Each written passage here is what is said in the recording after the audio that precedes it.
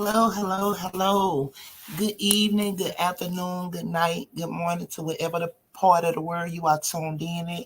We thank you so much for tuning in over at Truth Be Told TV, where we keep the truth. So tonight is going to be a little different, family. Everything we're saying tonight is allegedly, but however, we don't want to step on no toes, hurt no babies, or do nothing. But we will be just shedding light on some things and trying to figure some things out um, in pertaining to Miss Kim Porter. If no one knows who Kim Porter is, she is the deceased wife of singer Albie Shore, ex-girlfriend of P. Diddy, and the mother of his children, his daughters, and his son. So once again, when you all come in, please hit that like button, comment, share, subscribe to the channel so that when we go live, you will be notified when we're live. Once again, hit the like button, comment, share, subscribe to the channel, share the channel with a friend or a family relative. Shout out to everyone in the comment section. Shout out to my girl Vida. Shout out to Mr. Bass. Shout out to Kish. Hey Kish. Peace, love, and blessings to everyone on tonight. So I'm sorry, y'all. I'm about to bring Mr. Bass up. So, Mr. Bass. Yes, ma'am. Hey, how you doing, Mr. Bass? I'm good. I'm good. Feeling pretty mellow tonight. All right, all right, all right. Yeah, I just got done eating on my little what is it, hot pocket. Yeah, I'm done now. So how was your day today, Mr. Bass? um, it was pretty busy. Trying to keep up with Sister V, V, and all them jewels she was dropping today. And Yeah, I went in and started researching too. Now mhm. some of those clips of Vita, and I went digging and grabbing some myself. No, no, no. I take that back. I take that back. I really do apologize. Um, One is from Vita. However, majority is from Lillian. Some is from Lillian, and the rest of them I did some research on my own. So yeah. So I was like, oh, I had to correct that. I do apologize. But yes, I seen what Vita been dropping. And boy, she ain't been playing. Yeah, you didn't go back to that email I sent you with all them clips in it Which one? on Kim Porter. Hold on. Yeah, Go ahead. Go ahead with the introduction, Mr. Bates. Let me go to my email. Hold on. Good evening, everybody. Peace and blessings to you. Thank you for being here with us tonight. Of course, it is an honor. And good evening to my uh, TBT family and friends and guests. We are just flabbergasted that you've taken this time to be with us.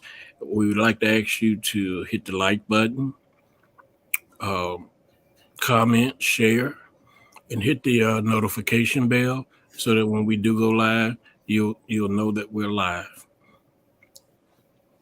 When did you send it, Mr. Bass? This has been a few days ago because we were supposed to do it Wednesday. Remember? Yeah, but see, I didn't know you had emailed it to me because Mm-hmm.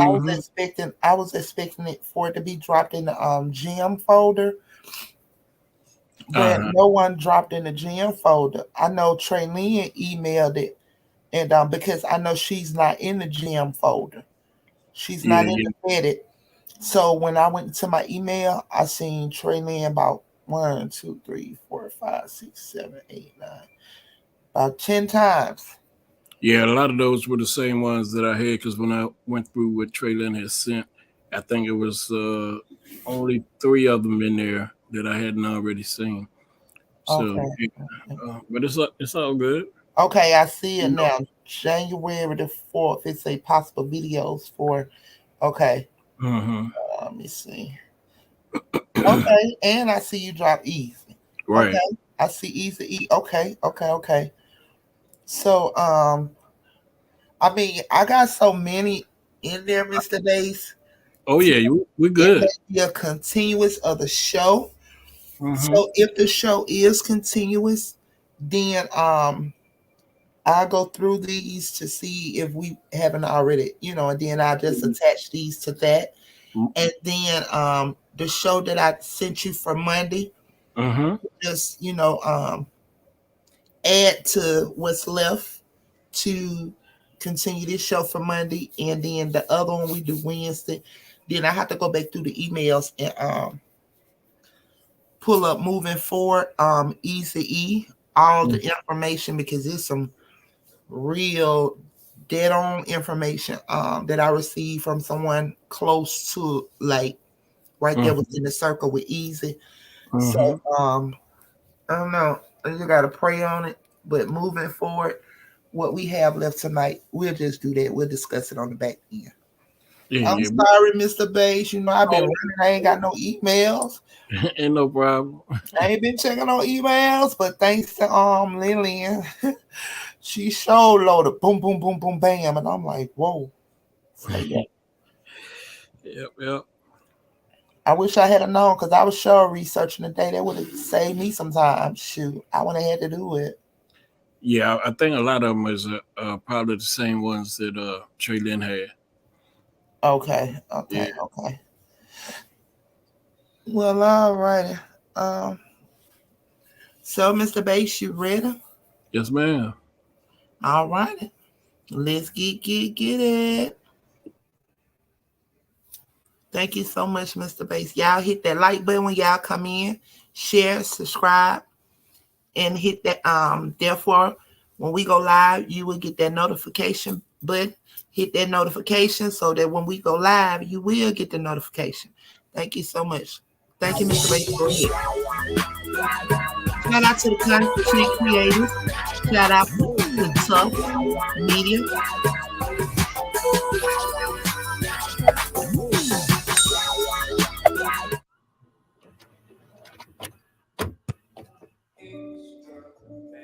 What's going on, YouTube, and welcome back to the channel. Hope you guys are doing well out there.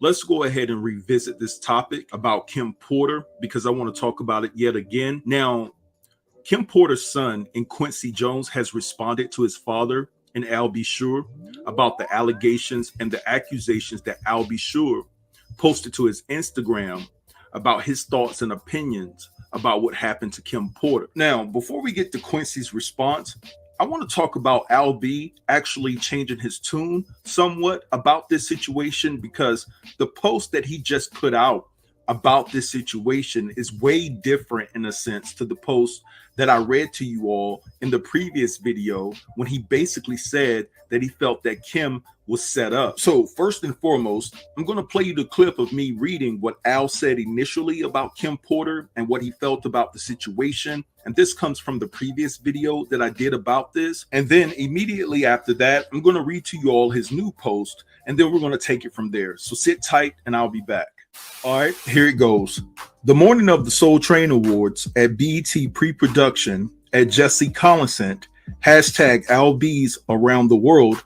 I just found this footage from the morning I learned of at Lady KP's, aka hashtag Kim Porter's murder, and how it ripped my soul from my physical body. I was on my way to film the pre-show packages for the hashtag BET Awards with Tisha Campbell Martin and Tashina Arnold when I received a call from PR icon hashtag Queenie Donaldson asking me if I was okay and did I hear the news. I had no clue. I do know very clearly that Kimberly didn't just check out all of a sudden over pneumonia.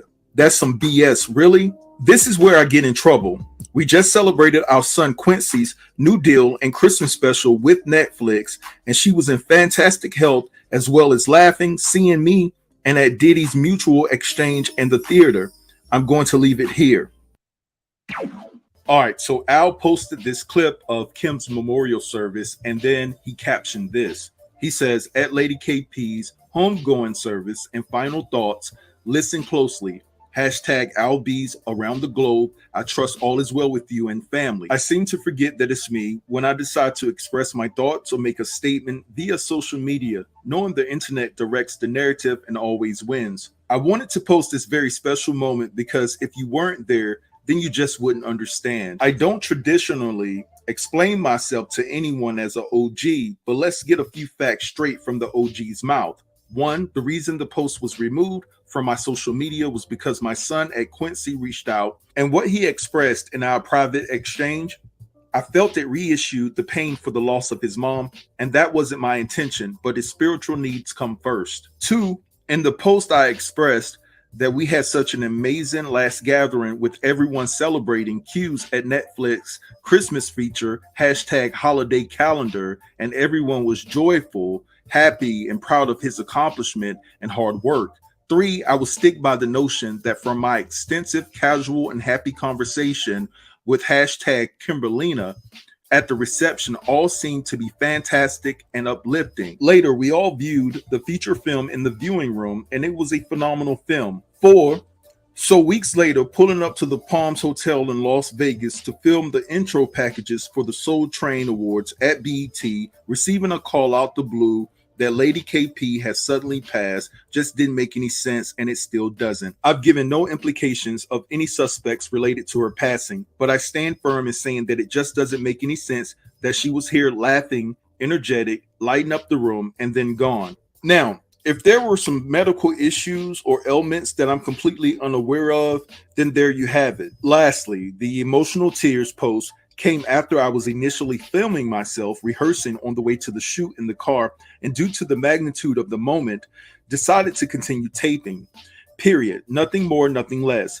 Blogs took it where they wanted to and created their own narrative for traffic. That's my story, and I'm sticking to it. Have a blessed day. All right, guys, so you heard what Al B had to say, and to me, in a sense, he's kind of backtracking while still trying to hold on to his initial feelings. But anyway, his son did respond, and he just said something simple. And this is what his son said. He says, how do we really know? We don't. So I have to say, this picture that Quincy posted of himself looks like he's giving his father the side eye about his recent comments in regards to Kim Porter.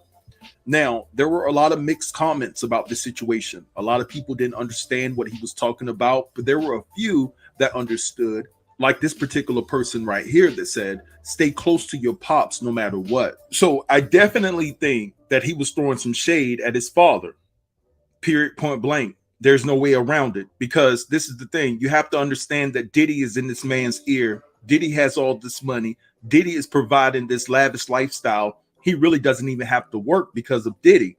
And so when you look at it, it almost seems that he's denouncing what his father is saying, and he's not even giving it just a little bit of consideration. Now, just a couple of days ago, it seemed like Diddy had a response too. So he posted this picture of him and Kim Porter, and he says, cherish what you have, love on them, kiss on them, hug on them, spoil them, listen to them, because tomorrow is not promised. A message from love. Have a beautiful Sunday, people. Now, me personally, I feel that if Diddy didn't get in contact with Al B. Sure himself, somebody from Diddy's camp did and told him to take that post down. Now, mind you, before this post of him posting himself and Kim Porter, Diddy really haven't said anything about Kim. You know, he's recognized her on certain holidays, but other than that, there has been no post about Kim Porter. So I feel that this was a response to Al B. Sure claims. That's just my personal opinion.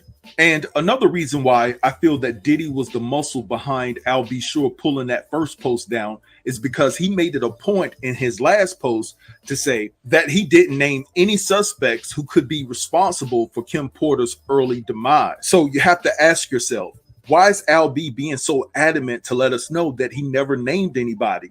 The reason why he's doing that is because everybody is looking at Diddy, which Diddy knows that. And that's why I say that Diddy reached out and made him take that post down. So let's recap this. In his first post, he said that Kim was set up. And now in this post, he's still sticking to what he feels and how he feels, but he's not saying that she was set up. You see, he didn't stick to his guns. So somebody intimidated him. Now, while I was recording this video, an interview dropped with Al B. Sure, and Angela Yee was one of the hosts, and they were just talking about the making of Night and Day, one of his hits. And then he started going into this conversation about Kim Porter, and he stuck his chest out and said, that was my ex-wife. Yeah, I said it, my ex-wife. So who is that message for? Where is all this energy coming from, and who is it for? So I want you guys to check this out. I want you to listen to the interview, and then I'll be back to close the video. Me, because listen, I'm a grandfather. So my concern is not being popular and trying to get numbers and likes. That's not what I do. But what's funny, I posted something the other day. Yeah. Talking about my ex-wife. Yeah, I said it, my ex-wife. Kimberly. Nobody knew because we didn't discuss being married. We didn't discuss it. But I was just giving her, you know, like every so often I give a just a tribute. Yeah. Everybody took it, and I'm like, listen, I was going to film the pre-packages for, I think, what was it? Maybe Soul Train Awards or something with, Tisha Campbell, yeah. And, produced by Jesse Collins. Amazing, like I said to you. And I'm like, so I just posted something because what happened was I was in the back of the car. I was on the way to the Palms Hotel, O'Neill, right? And I'm taping stuff and I'm watching me because so what happened was I get the call from Queenie Donaldson telling me, hey, you okay? And I said, why do you ask me I'm okay? He said, you all right? And I'm like, yeah, I'm fine. I'm going to film. We're doing the opening packages for Soul Train Awards. And then I was like, why? Did you hear about Kimberly?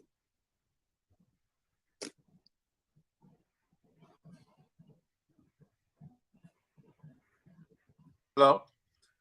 So people don't understand the real Jimmy know. Like, so the bottom line is this. Everybody see all this, this, that, and the other. When I moved Kimberly, Jimmy know. I moved Kimberly from Columbus, Georgia to New York. I bought her and my sister a condo up in Riverdale. I put them in a beautiful condo. And that's when we started to search for her modeling career and things of that nature. And because she wanted to model. And I said, whatever you want to do, let's just make whatever happen. I didn't know. Andre introduced us backstage. Jimmy, you were right. Jimmy, you were right there. You were there. Like he said, look, you want to be our show? I was like, and then we met and you were so supportive. Like, Jimmy's my brother. Like, y'all don't listen. Yeah, don't. I'm not gonna get emotional on this book. Like, but I hate to see blogs and all that who because I don't answer to nobody. I'm an OG. I'm 52 years old. I'm a grandfather. You know, the only person I answer to, my grandson now. So whatever the case is, I just want love, the truth to be told. All right, so in my opinion, I feel like LB Sure was sticking his chest out and he was letting Diddy know that was his ex-wife and that maybe he has a right to his own opinion, even though Diddy may have silenced him in some way and made him retract his statements to a certain degree. He also could be pointing out the fact that Diddy never married Kim Porter. And I didn't even know that Al B. Sure and Kim Porter were ever married until now. So this is new information to me as well. But anyway, guys, I'm gonna let this go and let y'all have that in the comments. Drop down and let a brother know what you think about the commentary within this video. Also, give me your thoughts on this entire situation. Don't forget to like, comment, share, and subscribe, and I'll get with you in the next video. Thanks for watching. Peace.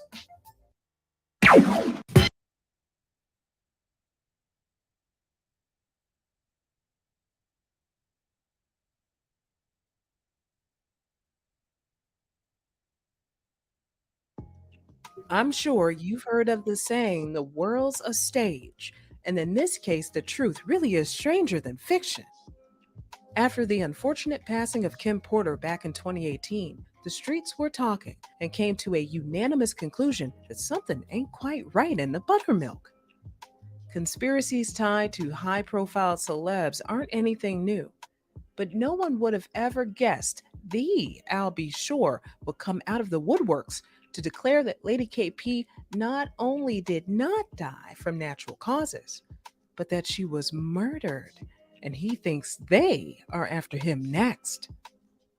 In a strange turn of events, New Jack Swing pioneer and Quincy Brown's daddy, for all the Gen Zers watching, took to social media on the anniversary of Kim Porter's death to share a rather puzzling video of himself in distress after finding out about the passing of the mother of his second oldest son.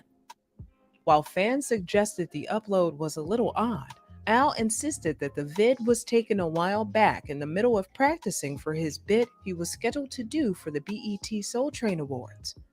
But bump all that.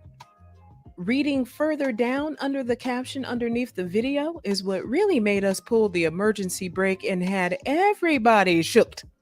This is where I get in trouble, Al had written. I do know very clearly that hashtag Kimberly didn't just check out all of a sudden over pneumonia. That's some bullshit. Following that up with, she was in fantastic health as well, laughing, seeing me and Diddy's mutual exchange at the theater. As you'd expect, this immediately sent everyone in a frenzy, with people coming up with their own think pieces right there in his comment section, to which Al actually responded to quite a few of them, giving ammunition to some of the conspiracies. One user wrote, "God bless your soul, Al B. The all-knowing, all-seeing God is at work. Hashtag what's done in the dark will come to light." To which Al replied, "We good and we'll get through this as well. If not, we know who and why." The blogs were buzzing with this revelation given by such a close contact of Kim's. But before we knew it, Al's post was controlled, alt, and deleted, never to be seen again.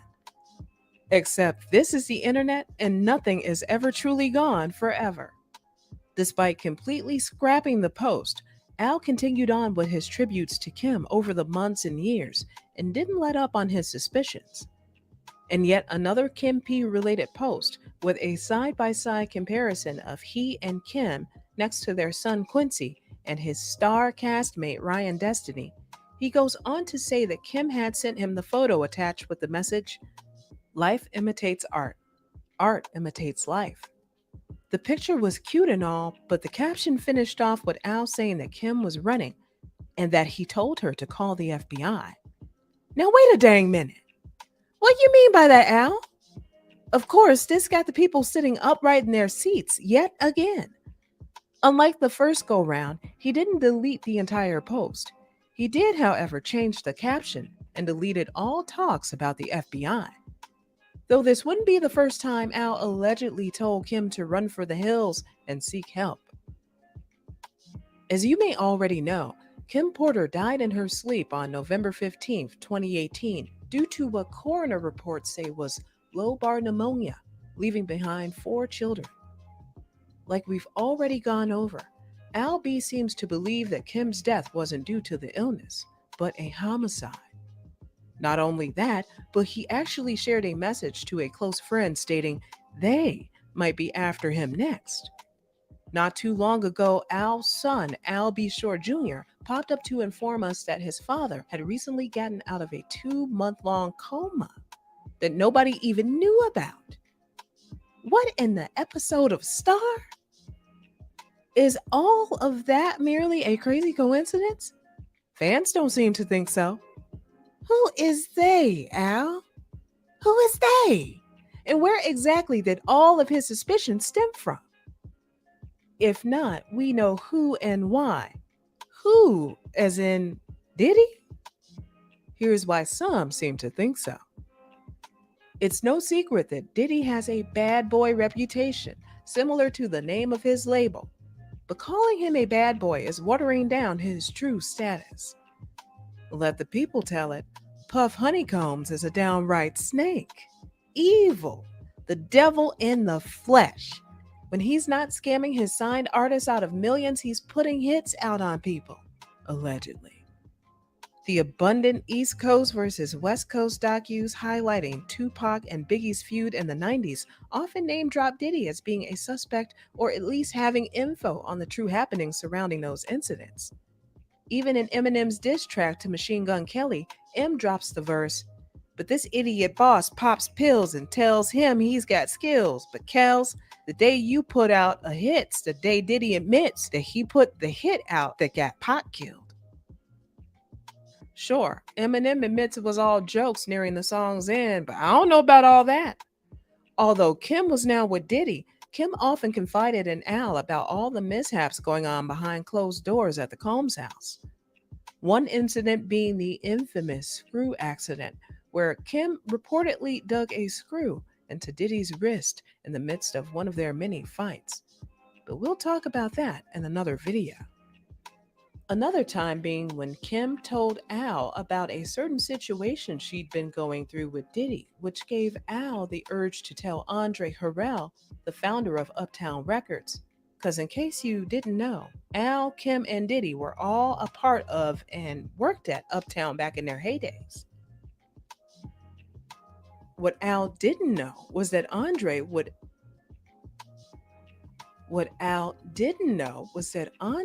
up and confront Diddy about it. This sparking the array of harassment and stalking on Diddy's end towards Al B, allegedly. Someone from Diddy's camp even told Al that Diddy had paid him to wear wires whenever Albert was around due to Diddy's suspicions that Al was still in cahoots with Kim. Surveillance cameras were set up, and Diddy had paid a bad boy employee to rent a place near Al's residence just to watch him. Kim even warned Al one night not to attend a dinner his folks were trying to get him to go to, because supposedly Diddy and co. were also going to be there and confront Al. Another intricate reason why Al may think Kim Porter was possibly murdered is due to the ongoing rumor that she was releasing a tell-all book, and she was surely going to tell it all. Once Diddy got word of this, he said, "Not on my watch," and took Kim right on out of here. Of course, this is just a conspiracy, and no one knows the full ins and outs of Kim's mysterious passing. But it's reported that her laptops were nowhere to be found once investigators checked out the scene. Although the theory of Kim's murder, more specifically her being poisoned, is prominently out there, actual proof of her potentially writing a tell-all book is nowhere to be found. Stylist Lisa Pulp did, however, come out and say that Kim dreamt about writing a book, but it would have been a book about raising well-mannered children in Hollywood. Given all we know about Diddy's past, we wouldn't put anything past him. But perhaps maybe Kim's death was entirely natural? A week before her passing, Kim supposedly wasn't feeling too well and made her kids stay with Diddy just 3 days before her death, telling Diddy to take care of her babies. And although Al was heavily sedated, cooped up in a hospital bed for months after being told he only had 4 to 6 months to live, his illness reportedly had been ongoing for over a year. Full details about his illness are yet to be disclosed, which further leads to ongoing conspiracies surrounding both his abrupt illness, he says took place after the left side of his body went completely numb one day after a meeting, and Kim Porter's death. Perhaps he too was poisoned? Or maybe this is all just one big eerie coincidence. Whichever side it may be, and whichever side you're leaning toward, the truth really is stranger than fiction. Not even fiction could make this stuff up. What do you think really happened to Kim Porter and Albie Shore? Do you also believe something very strange is going on? Or do you think everyone needs to cool it with the conspiracies, including Albie himself? As always, let us know your thoughts and opinions down below in the comments. And stay tuned for more true celebrity stories.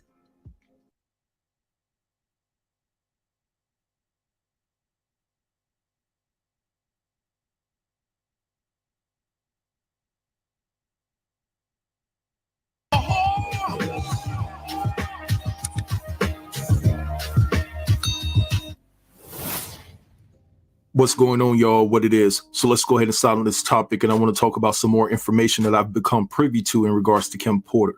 Now, before I get started, I got to respect the family, right? Because that's the most important thing out of all of this. I want to respect Kim Porter's family and her children. So with all the information that you're about to receive, I just want to preface it by saying that this is all alleged. All right. You got it. Now, the first thing that I want to talk about is the lack of respect that Kim Porter had for JLo, and rightfully so, because Diddy up and left her while she was pregnant with King Combs to date JLo. And so basically there was a rift between the two that goes deeper than what anybody is talking about on social media. All the videos I've seen on YouTube and things of that nature do not highlight what I'm about to tell you, what went on between the two of them. Now, you guys know from my previous videos, right, that I've been in contact with the former stylist of Kim Porter.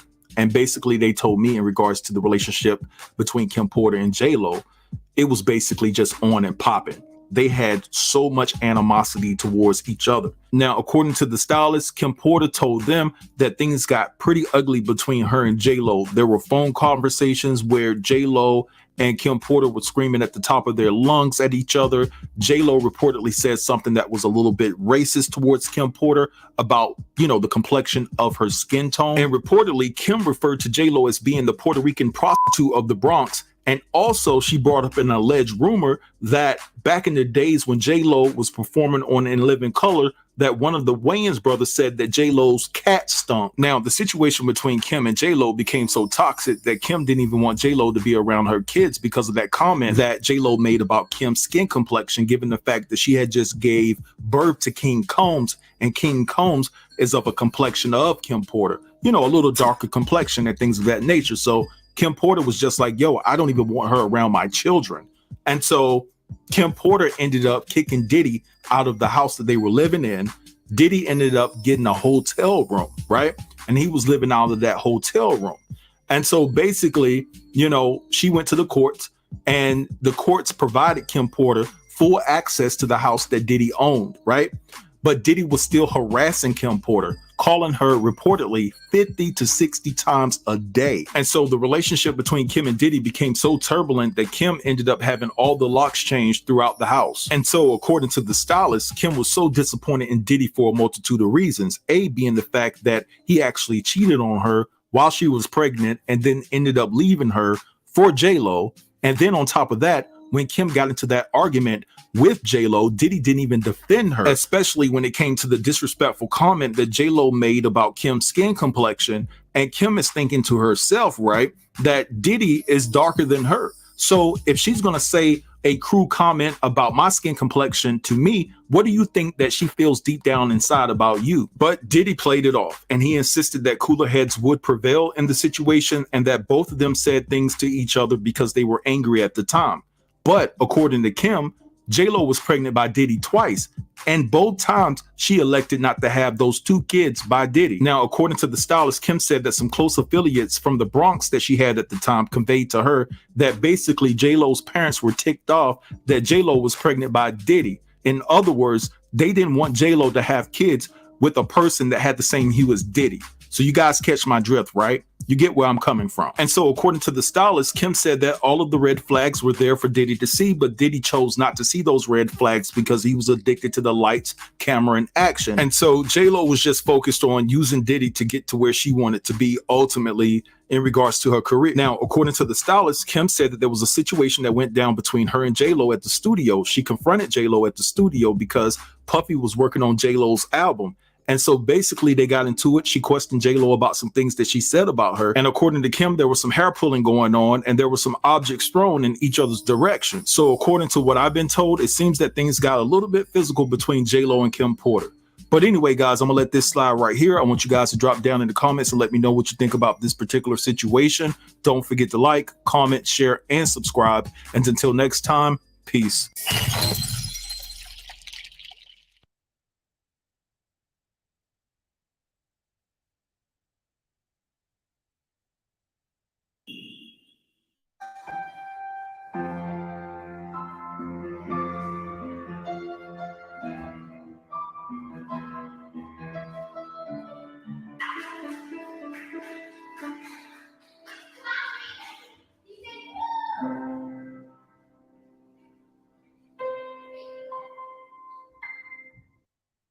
Kim Porter was born on December 16th, 1970, in Columbus, Georgia, to her mother, Sarah Porter, and her father, Jake Porter. From a very young age, Kim knew that she wanted to be a model. She was into fashion and beauty, and her mom and dad, they believed in her too. She would go on to attend Columbus High School, where she was good friends with legendary Atlanta producer Dallas Austin. And after graduating, her mom and dad believed in her so much that they moved from Columbus to Atlanta, a bigger city with more opportunities for her to possibly get into modeling. From there, she would begin to model for local hair companies and local magazines, but eventually she would be discovered by the Wilhelmina Model Agency out of New York City, and they would move her up to the Big Apple, and that's when she would really be exposed to the world, and she would be able to travel like she dreamed of when she was a little girl, going to places like Ibiza, Brazil, Paris, Japan. She was all over. Kim would go on to grace the covers of magazines such as Runway, Vogue, Essence. She would become a model for Tommy Hilfiger.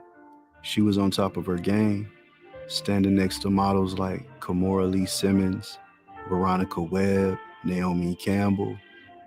And while she was on top of her game, in 1989, she would meet a young man who was also at the top of his game, Al B. Sure, who at the time was one of the biggest R&B stars in the world with his #1 hit song, Day and Night.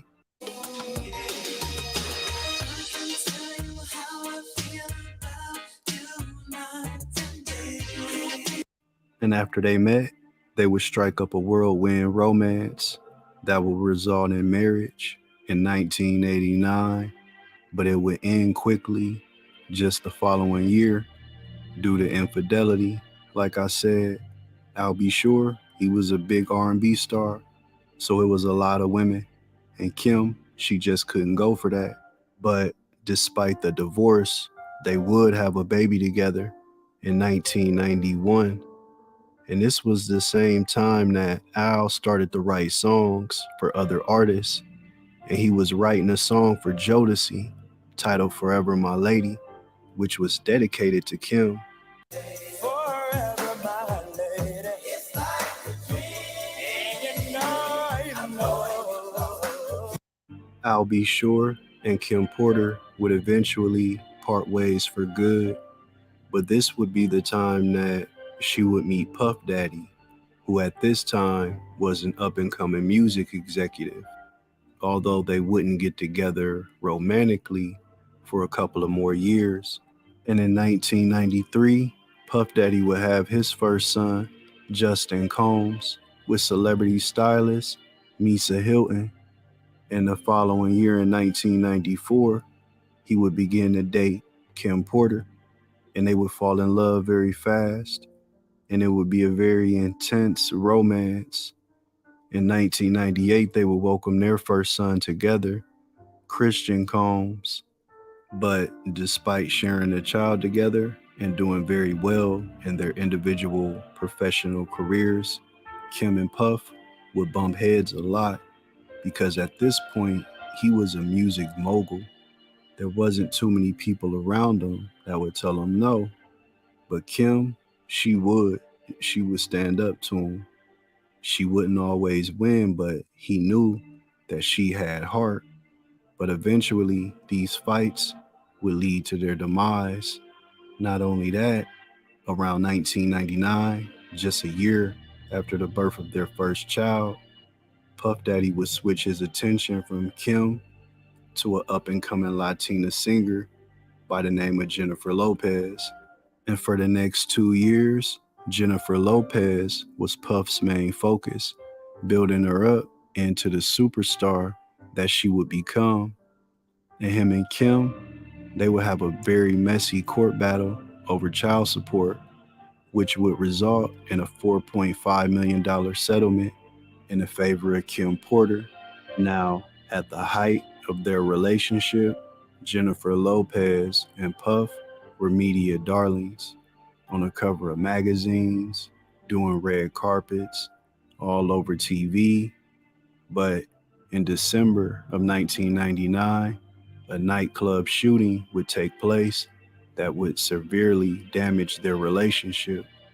And only about a year later, in 2001, he would lose Jennifer Lopez, even though he would fight to try to get her back. Once he realized it was over, he turned back to Kim. But she had started to live her own life over the past few years. She had began to date other men. While Puff was doing his thing, she was doing hers. But he wanted her back, so he started to court her very heavy until he could win her over. Now, according to former Bad Boy artist Mark Curry, who wrote a book in 2010 titled Dancing with the Devil, about his time on Bad Boy Records and the very unfavorable things that he's seen happen to Bad Boy artists living in poverty, prison, left searching for God after your time on Bad Boy Records, or untimely death. He told a story about Puff somehow tracking down Kim on an island, and when he did, he got her phone and went through her messages and seen she was receiving messages from a man by the name of Shakir Stewart, who was also a music executive. And the messages that he seen sent Puff into a rage, and he went to Shakir's room with his security guards and confronted him about the messages, and allegedly beat him up really bad and told him to stay away from Kim. And Mark Curry tells a story about P. Diddy during this time, as he was still trying to court Kim and win her back. He took her on a vacation. And on this vacation, the interactions between her and Shakir Stewart came up, and it caused a fight. And during this fight, it said that Kim's nose was broken, and they had to fly out an emergency plastic surgeon to fix her nose. And it said that they used the excuse of she fell, but it was really by the hands of P. Diddy, allegedly. It's been said that the real reason that P. Diddy had a problem with the relationship of Kim and Shakir is because Kim knew a lot of his secrets, and he felt that she was talking to him about them. And like I said, he was a top-level music executive as well, so he didn't want his personal information in the hands of somebody like that. But despite all of the turmoil and the drama, they were able to reconcile their relationship. And in 2006, they welcomed 2 more kids into the world, twin girls by the name of Delilah Combs and Jesse James Combs. It's been said that P. Diddy would cheat on Kim all the time, but even though he was cheating, he still liked to keep her under his thumb, under surveillance, knowing her every move. That's why in 2007, when he found out that she was still talking to Shakir Stewart, he confronted him again and warned him to stay away from Kim. But the following year, in November of 2008, Shakir Stewart was found dead in his Atlanta home with a gunshot wound to the head. It was ruled a suicide, but some people in the industry had their suspicions about what really happened. Kim would also be linked to actor Jackie Long, probably most known for his role in the 2006 film ATL, but whatever their situation was, it was short-lived because it said once P. Diddy found out about it, he threatened Jackie by telling him that he would have him erased and that he could have him killed. Kim and P. Diddy would eventually break up. She had to accept the fact that he was never going to marry her. And it said that his 2006 hit song, Last Night, was inspired by his relationship with Kim Porter.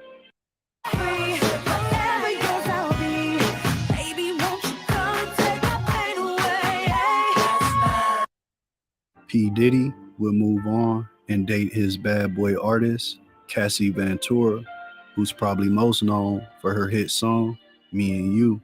R&B singer Jaguar Wright would set social media on fire when she began to make accusations towards P. Diddy, alleging to have information about his behind-the-scenes activities, telling stories such as a lawyer that she knew who used to work for Bad Boy, telling the story of catching P. Diddy in a very compromising position with a 90s R&B singer by the name of Christopher Williams.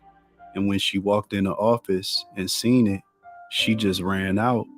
And she said that P. Diddy tracked her down and asked her about what she just seen and was like, what you gonna do? You gonna tell? And she was just like, no, I'm not. But if you knew you was gonna be doing stuff like this, why not just lock your office door so nobody would see it? And he responded to her by saying, this is my business. This is my building. I own this. I do what I want. If you don't like it, you can get out. Jaguar Wright would also tell a story about Kim Porter allegedly catching P. Diddy in a compromising position with a high-ranking music executive. And this was caught on film. And 1 week after this film was taken, Kim Porter was gifted with a brand new Bentley, according to Jaguar Wright. But despite the rumors, P. Diddy and Kim Porter, they always seem like a united front in public. Even when they're not together, they always seem like they were family. Kim even produced the Bad Boy documentary, Can't Stop, Won't Stop. And P. Diddy would always give her props about how great of a mother she was. They always seemed like they were best of friends. But in 2018, things would start to change because Kim, she got tired of being in Los Angeles. She wanted to go back home to Georgia, and she wanted to get from up under P. Diddy's surveillance. Even though he would be dating other women, having his own life, he still liked to have control over Kim, and she wanted to break away from this and go down to Georgia with her daughters. But P. Diddy, he loved his kids, and he wanted to keep them all in Cali so they can be close. On top of that, Kim had begun to write a tell-all book, something that P. Diddy strongly advised her not to do. Kim Porter's home would be burglarized that same year, but only 2 laptops would be stolen. Coincidentally, these were the same laptops that she was using to write her tell-all book. In September of 2018, P. Diddy and Kim would have an argument over the fact that he found text messages between her and Cassie, and he felt like they were sharing way too much information about him between each other. And it said that he went to Cassie and yelled at her about it, and she kind of just went along with it. And it said that he tried to do the same thing to Kim and check her about it, but she responded with, we grown women. If we want to talk, we can talk. If I want to, I will. If Cassie wants to, she will. But most importantly about this exchange is that it said Diddy felt like Kim would empower Cassie and make her finally start standing up for herself and say that she was tired of being stuck in the house while P. Diddy was out living his life. And in October, Cassie would finally leave P. Diddy not too long after her conversation with Kim. And the following month, on November 15th, 2018, Kim Porter would be found dead inside of her Los Angeles mansion. It was reported that Kim was fighting an illness, later diagnosed as pneumonia, and she had been sick for almost a week before her death. And according to P. Diddy, the last time he talked to her, her last words were, "Puffy, take care of my babies." Not too long after that, she would pass away. And even though it was ruled death by cardiac arrest, a lot of people felt like the death was mysterious, like it was something more to it. Like, how could this young, beautiful, vibrant woman die so suddenly? And one of those people who felt like it was evil behind the death of Kim Porter was Al B. Sure, the father of her first child. He made numerous Instagram posts implicating P. Diddy as the one that killed Kim, and said that Kim told him to call the feds to help her get away from P. Diddy. Now, I'll be sure would later take these posts down, but him just saying that towards P. Diddy was very interesting, to say the least. P. Diddy would also take to social media to express how much Kim meant to him, but he also raised eyebrows when the day after Kim's death, he was spotted with Cassie, who was supposed to be his ex-girlfriend, but maybe she was there for support. They broke up not too long after that. She moved on and married somebody else. And in the years following Kim's tragic death, P. Diddy, he still tries to celebrate her life on her birthdays, on Mother's Day, sometimes to the point where he breaks down and cries. They say time heals all wounds. When it comes to your mother or mothers, I don't think that's the case. You know, I mean, I think we have the strongest beings. Like, if it comes to like a category of who's the strongest being on the face of the earth, it would have to be Black mothers. I don't think anybody can ever understand how hard it is to be, to be a Black mother. It's a lot of theories and a lot of mysteries behind the death of Kim Porter. Some people feel like maybe it was just a stroke of bad luck and it took a beautiful soul away way too soon. But some people feel like it wasn't just bad luck, that it was something more evil, something more sinister at play. But at the end of the day, we may never really know what happened to Kim Porter. I know it tore one of her good friends up, Kimora Lee Simmons. She was one of the first people on the scene after she passed. But it's just so many questions. But what is known is that Kim Porter seemed to be a beautiful soul, a free spirit, full of life. And she was taken away way too soon. And Kim Porter, she was only 47 years old when she died, man. Rest in peace, Queen.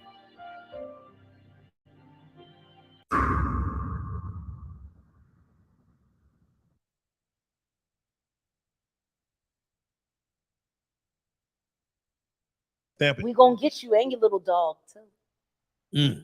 And congratulations, Young Miami. Run as fast as Cassie did. Real life.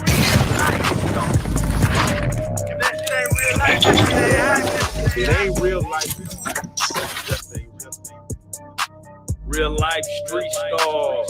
Know what time it is. That fucker. I'm sorry, I'm a little upset about it. Because Al B. Sure just came out of his coma, and I've been talking to Al, and we've been texting back and forth, and I'm just glad that he's alive to text. Oh, definitely. Definitely. Yeah. But when you think about Kim, I was thinking to myself the other day, Uptown Records started with 5 people. Andre Harrell, Al B. Sure, Heavy D, and Puffy. And Kim was the longest working employee because she was there from the very beginning. She was Andre's personal assistant. Mhm. Kim is dead. Heavy D is dead. Andre Harrell is dead. The only two left are Puffy and Al almost died. Isn't that interesting? That is interesting. Heavy D was found dead, face down in the heart attack. Andre Harrell, heart attack. Kim died from pneumonia, but there's the first coroner's report that said that she died. It was ruled a homicide, and they found toxins in her body to prove that she had been poisoned. You know, they have poisons that create heart attack and pneumonia-like symptoms. And then right after that, Al had a meeting, and I was going to meet up with him because we were in Vegas. And then the next thing you know, you want to know what they all had in common, though? The survivors and the late of Uptown Records, they were all writing tell-all books. Mm-hmm. Andre was writing a book right before he died. Heavy D was working on a book before he died. Kim Porter was working on a book before she died. And Al B. Sure was working on the documentary of his life. And then he goes into a coma. Has Puffy ever been in a coma? Has anything happened to him? He must be the luckiest motherfucker, because it seems like everybody that worked at Uptown Records from the very beginning is gone. Just him. I guess Al disappointed you. You know, I speak for a reason. When you see this bullshit ass motherfucking game fucking with people that you love, that you like, you know, there's too many coincidences. Too many. Fuck you, Honeycomb. Oh. Stamp it. We gonna get you and your little dog too. And congratulations, Young Miami. Run as fast as Cassie did. Has anybody asked themselves about that shit? I mean, yeah, I'm sure a lot of people are asking about what's going on with it. Yeah, a lot of people are looking at it as like that's the way the new relationship should work. What, to get paid? Yeah, she was getting $500K a month. She quit because he dropped her down. Yeah, I think that's where they're at with it now. No, but understand this. Think about this. And there are women in this room. Why would you quit? What the fuck is going on that 250,000 ain't enough? Ladies? Like, fuck the fact that he, I'm just saying, fuck the fact that he cut it from 500 to 200. Who the fuck gives a shit? 200K, who 250K? Who turning down 250K a month? What the fuck is going on in that relationship that 250K ain't enough? Could see some things. That ain't worth 250K. That's got to be some dark shit. Like, people are not understanding that girl quit 250K. 4 million every quarter. Well, I'm sorry, $1 million every quarter. Shit. Now, she was getting 2 million a quarter, but then she got, you know, fuck you got going on. That's so deep that it ain't worth $1 million a quarter. They told a story about Cassie one time, and she was saying someone had asked her why she cut her hair, and she was like, well, Diddy said he just liked it that way. And they said when she answered the question, it was like she was in a trance. Like, she was just like, I just don't know. Diddy just said he would like my hair this way. And they was like so in awe, like how she didn't even have a thought about it. It was just what he wanted. That's how he operates. He has people followed. He has people watched. He does all kinds of fucking. He's a fucking piece of shit. Too much money. I feel bad for the kids. Like, don't think that there aren't moments when I'm speaking honestly about that motherfucker that I pray that his children don't hear it. Because that's still their dad. I know what it's like to have a baby with a fucked up ass motherfucker. As much as I can't stand my ex-husband, I would never want my son to feel bad about either one of us being his parent. You know what I mean? Like, exactly. I would never want that. Exactly. But their father is the fucking devil. He the fucking devil. Hold that thought. Why do you think TD Jakes was at Puff Daddy's birthday party? I mean, you know, do you remember when Bernie Mac played the minister in Friday? Yes. That's how I feel about TD Jakes. Like, that's how I see. Oh, Miss Parker, come to pray. But for him to be at a Diddy party, I don't know. Like, I feel the same way about that as I feel about when Tyler Perry came to his church and laid hands on him and he caught the Holy Spirit from Tyler Perry. Tyler Perry is the bishop of what? Like, I've never, like, and I cut a check for 100, and I'm gonna lay my hands on your bishop. And he said, and then the bitch said, it's on the fucking internet. He's doing all of this, right? And then there's a woman on the dais screaming, push the baby out, birth that baby, I'm like, are we a church? Or is this about to turn into like a whole nother scene, like a lost scene from Eyes Wide Shut? Like, this shit is looking a little weird. I mean, if Bishop Jakes was at a Diddy party, there could only be two reasons: money or sex. That's all that happens at Diddy parties. Money and sex. I hope it was for money. Charitable contribution. I hope it was for money, because arguing about who's going to put the strap on is, that can be a very uncomfortable situation. You know, we're going to pray on it. Praise the Lord. You know. Amen.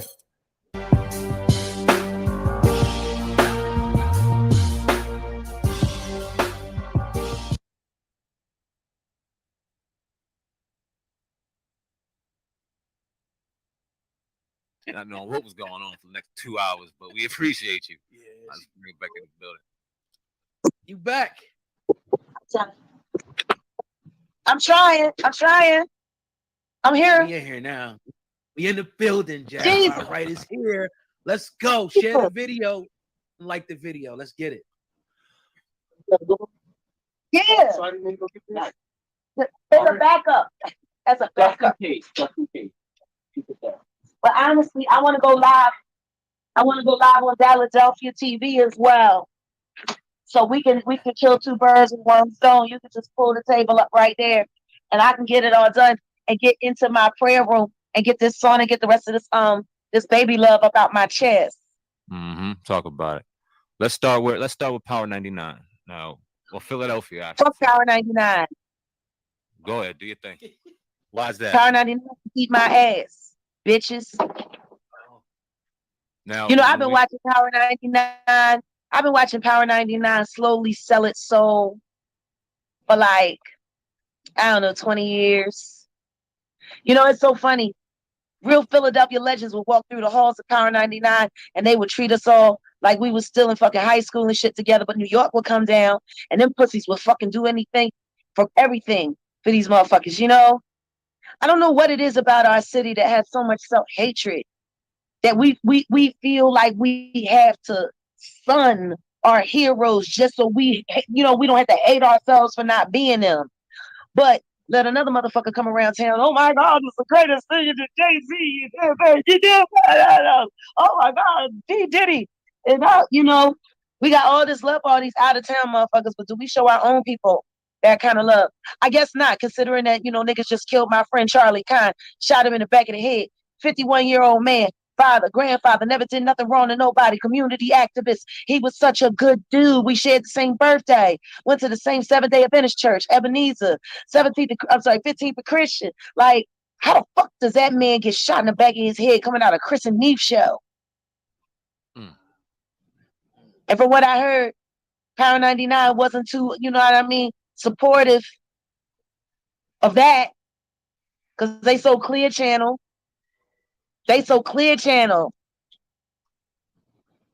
Fuck Power 99. They fucked over Wendy Williams. They fucked over D. Lee.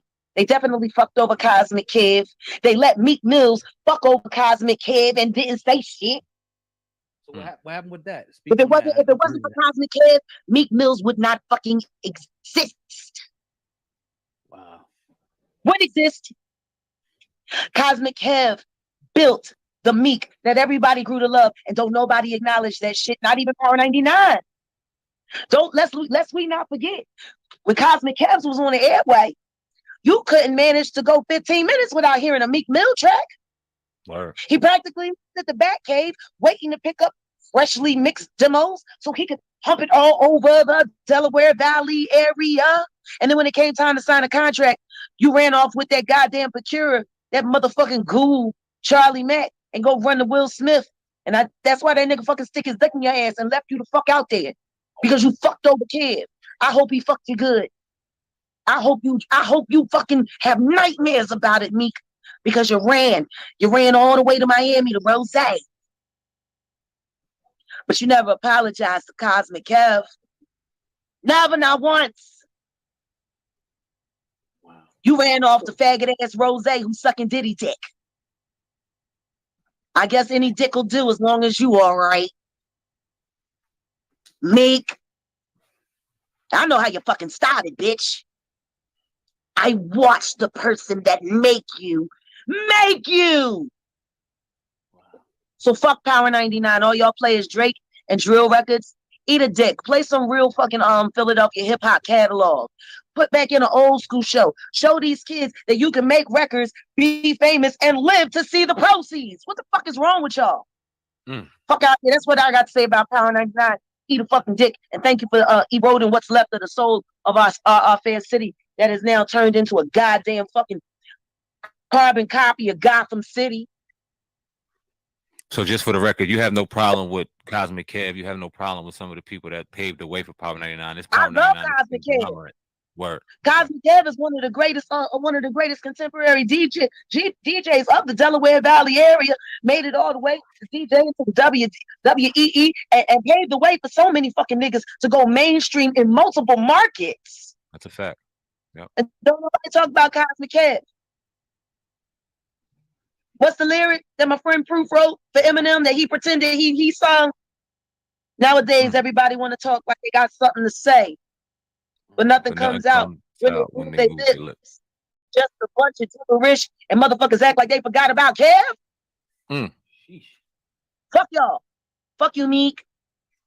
I'm gonna tell everybody how weak you are, Meek. Respect your elders, youngin.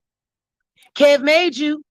And you ain't gonna be out of trouble until you fucking do right by him. I'm gonna do the Whoopi Goldberg until you do right by Kev. Everything you think about, go fuck, bitch.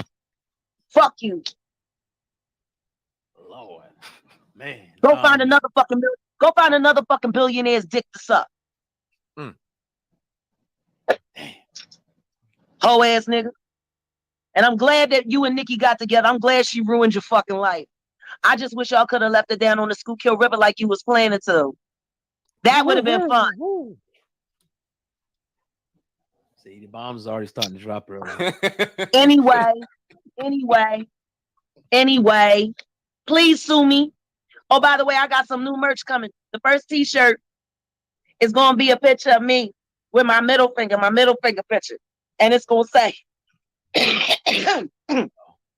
please sue me. And on the back, it's going to have hashtag Jag don't get no fuck. Can y'all hear us that now? Should be available in the Square store in about a week. I'll be wearing one myself next week. I'll be wearing that shit everywhere I go. Please sue me, bitches. Sue me. I told y'all motherfuckers, another fucking death threat ain't nobody safe. I'm sorry, what y'all want to ask me now? Appreciate that. But anyway, let's talk about so the Fuck last me. Fuck me. Do right by Kev. All right, so that's why you got played by that fucking sex maniac that likes sex offenders. I'm sorry. What were you saying? What exactly did Meek do to Kev? Was it just that he just didn't pay homage, show love? What The exactly night did he do? before he was supposed to sign a contract, a management contract with Kev, he ran off with Charlie to go see Will. Left Kev standing at the office with the paperwork. Wow. After he played that boy's records out, he made us love that boy. We was gonna love Meek Mills whether we liked it or not. Right. Loved him. Pay your fare, bitch.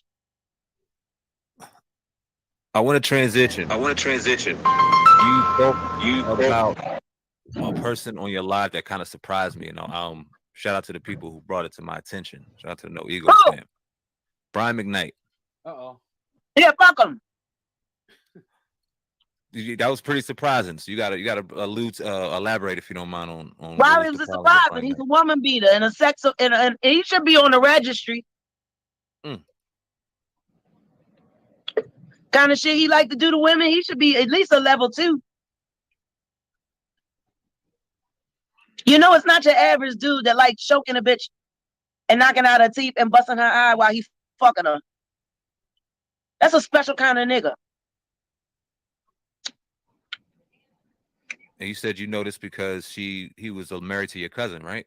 Her name is Kelly Worthington. She went to Overbrook Junior High School and Senior High School down Pioneer in Lindenwood, New Jersey. She's the first cousin of Kamal from the Roots. She a pro. She used to work at the Delilah's. She got 2 twin daughters named Dominique and Jordan. She worked with Amber Rose at the Delilah's Den down there. Go find her. I'm sorry, Kelly. I hate to put you out there like that, but you know, the truth gotta come out. And the truth is you should have, if Superhead could get a book deal, bitch, you need one. Because your family don't give no fuck about you when you know that, boo. Especially not your cousin Kamal, but then again, he a fucking white too.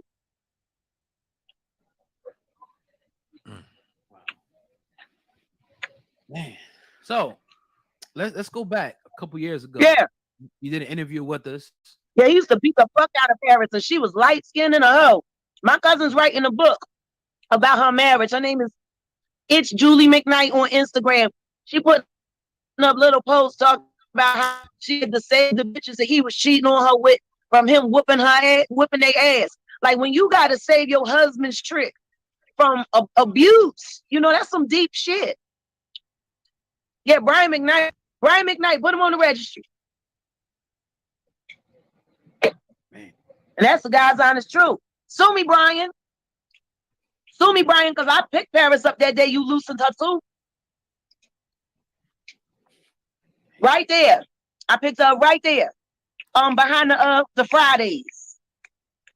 And the reason why you was fucking with her was because Allen Iverson recommended her to you because he liked to get rough too. And Brian, Allen, he recommended Brian, you know, a bitch that liked it rough. Yeah, ask Allen. What's up? Hey, 40. I used to play pool with his uncle down Ballard Inn. Hey, I'm talking about. You know, he liked it rough. But he was much kinder to Paris. I thought that was so funny when Paris said that to me. She was like, you know, you would think that I would be the one that was so rough. But Brian McKnight, he's so much rougher. I don't know. He almost, I passed out the last time he choked me. I didn't realize I was awake till I woke up and he was fucking me. That nigga paid an extra 2 racks for that. You know, some niggas, they gonna get their dollars worth. You know what I'm saying? Like they gonna squeeze every ounce of fun out of them dollars. Fucker. Put him on the registry. All right, so if I may. You did an interview with us 2 years ago. In that interview, you were talking about Common. Since then, you said Yeah, Common fuck went him on. too. Fuck him too, and fuck Power 99 for sitting there suborning perjury because that nigga lying to you. Just like he lying to America, like he don't like dick. Wait a minute. It's a lot. It's a lot now. Wait a minute. I seen a Sue me, Lonnie. Sue me, Lonnie. I know about you. I know what you've been doing over there in Calabasas. Motherfucker.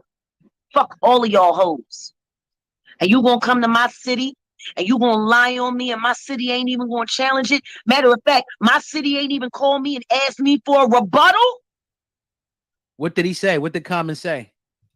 Fill us in. They asked him, our beloved Jaguar Wright accused you of this and accused you of that. Is she telling the truth or is she lying? He said they did this long ass fucking, let me think of a good way to lie, pause. No, she's lying. You know, she's not very well. She's this, she's that. Y'all pussies ain't even call me for a fucking rebuttal. Like I'm that hard to find. My email address, jaguarwright@gmail.com. It's been that way since 2005 when I started it. Fuck y'all.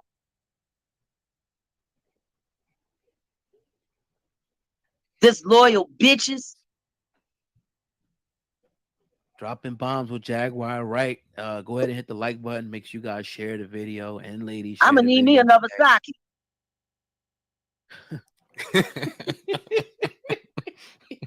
Okay. Woo, we Can just you get get me a small Saki, please? Can you please, honey? Can you put? Shout out to the people. Y'all keep sharing the video. Shout out to the people in the comment section. We see y'all. We appreciate So how y'all. many people we got in the room? It looks like as of now, it's a little under 800. Let's get that to 1,000. Let's get that to 1,000. Keep sharing this video. Really? Is that little? It's that little. Let them know, Jack. You know, it is kind of early in the day, though. No, it is kind of early in the day. Like people are just getting off work. Yeah. I think playback. 1,500. So we'll see. I think playback gonna be crazy. Oh, I would share it, but I'm on the device that I share shit on. You straight. Nah, you good. Nah, we the people are doing enough and we appreciate them. Y'all keep doing it. So Yeah. I want to get to this because the last time we spoke, we asked you about. Yo, put up my cash app. Throw it up there. What's your cash app? Jags Bread 2. $ JAGS BREAD number 2. And I need you to put another cash app up. Can you Jags Bread 2. Can you have somebody post it? Can you have somebody post it when your people post it? Yeah, somebody posted it. You got some moderators. Yeah. You got a Like moderator. they ain't in here too. today. Where they at? We're pretty gangsta at. They usually be in here. She's probably at work, but they ain't in here I yet. think I'm a moderator on it. I should be. I thought I was, I but no. got another. Wait a minute, and I got another cash app too. I gotta just leave it. $ SAMAS5. Ain't that it? Say it one more time, Jack. SAMAS. Oh, I see it. Hold on. I'm about to pin it right now. I just pinned it to That's the top. my son's cash app. Yeah, go ahead, donate. That's Sam's cash app. Hold I that want damn motherfuckers thing. to put money in my son's cash app for all the fucking money these pussies took out of my son's mouth. He trying to go to art school. Now he had a nervous breakdown at Westchester and he flunked out the whole year. But he didn't need to be there. He didn't want to be no graphic designer. He wants to be an artist. He needs to go to art school. All that time I spent in jail over this fucking bullshit. Put some money in my son's app. I don't care if you put it in mine. I don't care if you put it in his. Whatever you put in mine, I end up putting it in his anyway. But put it in something. Because I want my son to go to art school. And he deserves. I mean, he's been doing some fine detective work for my podcast. I feel sorry for Tasha K. That fucking bitch finna die. Woo. What Tasha K? The views of We finna go back down to her hometown, Panama City, Florida. Before you say that, before you go in, hold the thought. The views and opinion, of Jaguar Wright. Nah, go ahead. You go. Are all mine. Y'all niggas got a problem with anything that is being said on this podcast? Sue me, please. I've been waiting 2 years for a good old-fashioned lawsuit. They won't sue me. So let me keep saying shit until they do. You ain't gonna fight back, then let me fuck you up for free. Now, we're coming full circle because I remember a couple years ago we asked you about one Jay-Z, and let me go ahead and get to it before I let you answer. You had nothing but nice things to say about Jay-Z at the time. Nothing. It was all good. Come on, play it. I'm gonna show you what's real. Yeah, absolutely. And then we talked a couple days ago, and it was a little different. But you started off by saying, "I've stayed and kept Jay-Z's name clean for years," which you have. Clean. Yeah. You have. 100%. That's 100% facts. Listen, that nigga had cancer, and I gave him a clean bill of health so he could get good insurance. Go ahead. The floor is yours. I said it. What's the problem with Rock Nation and Jay-Z now? Or what's the murderers? Of who? What do you mean? They're murderers and they're elaborate setup kings. And fuck Revolt TV too. I hope you like taking Diddy dick, Nori. I mean that figuratively, but for all I know, it could be literal. Allegedly.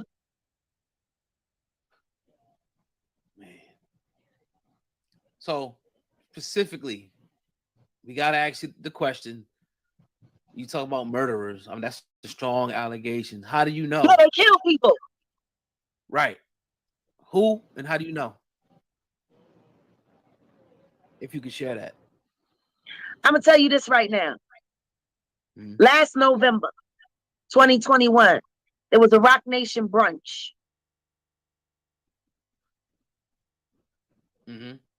Clarence Avon, the Black Godfather of the industry, responsible for Quincy Jones' career,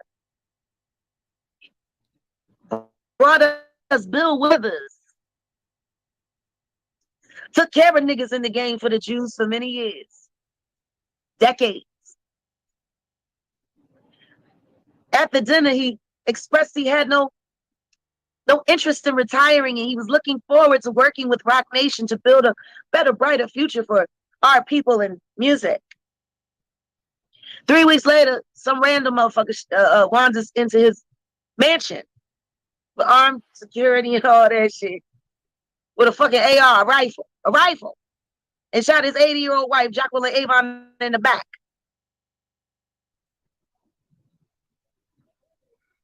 In a house. The murderer, once upon arrest, laughed about it to the police and told them how he enjoyed shooting that old woman in the back. Like he didn't have a care in the world. I recently found out that 3 days after that, apparently Clarence Avon has went into a state of full-blown dementia, progressive dementia, eating applesauce and blowing bubbles and milk and shit. But 3 weeks before that, he was perfectly fine. I guess he had to retire, huh? Not long after that, Diddy and Jay-Z been running around acting like they fucking run LA. Just like I know Sean Carter poisoned and killed Kim Porter. Whoa. Just like I believe. Whoa. Just like I believe allegedly you tried to murder my friend and you poisoned my friend, I'll be sure. Hang on. You going down, honeycomb. You going down, you fucking nefarious bitch. Sue me. They ain't got nothing to do with it. I'm saying it. Come get me. Come get me. I'm waiting. Sue me, kill me, do something. Do something, niggas, other than threaten me. Do something. So real quick, let me take a quick break. Quick second. Shout out to Night and Day Network LLC. Keep up the great work, brother. I appreciate the super chat. Gang. I gotta call you on the Diddy thing. People are asking, and I gotta ask too, being responsible. How the hell do you know that? How do you know this information? People, we gotta ask you that. Because Kim told someone very close to her that she thought he was trying to kill her. Just like Whitney Houston sent a note and said that they was trying to kill her. Just like fucking Janis Joplin sent a note and said they was trying to kill her when Clive Davis had only been managing her for a year. I'm gonna find that promissory note, Clive. I promise you. I'm gonna treat this shit like a fucking treasure hunt. We gonna treat this shit like The Amazing Race and see who gets to the receipt first, bitch. These motherfuckers been killing people for years. Prove me wrong, sue me, or kill me. But do something different other than threaten me. Talk about the death threats you've been getting. Oh, how I need to enjoy my last holiday season with my family because I'm gonna be dead by the new year. Come get me, bitch. I'm a use.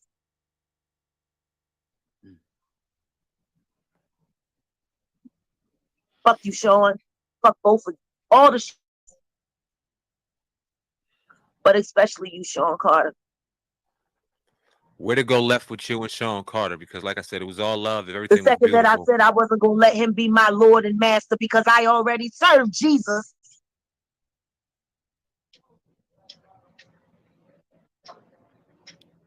You know, I ain't simple like his wife, and neither was Aaliyah.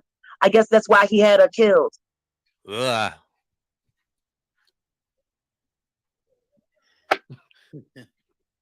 Prove me wrong, sue me or kill me. You killed that young woman. Who the fuck else would have known better how to have someone posing as Dame Dash's personal assistant call Aaliyah so strategically and tell her she needed to rush to the hospital in Miami because Dame was on his deathbed. Dame wasn't nowhere near Miami and he ain't had no assistant call Aaliyah. Who the fuck else would have known that other than his closest ally, his best fucking friend, the nigga that was fucking her before him? Fuck you, Sean. Prove me wrong, sue me, or kill me. I'm ready. Go back to when you first met Jay-Z. Take Fuck us him. back.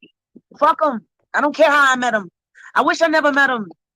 I fucking feel like Carl Thomas. I wish I never met him at all. Fucker. Why now though? Why after all this time? Everything was good. I all the gave week him ago. 20 years. I gave him 20 years to do the right thing. See, when you spend little quiet moments alone with someone, and it's not about the fame and the attention, when you're just alone, we share a love for poetry, you know? I used to read my Joni Mitchell book, song and lyrics all the time. You remember that, Sean? I shared my favorite with you. I don't know where I stand. Joni Mitchell's book, song and lyrics. It's in the first 2 chapters.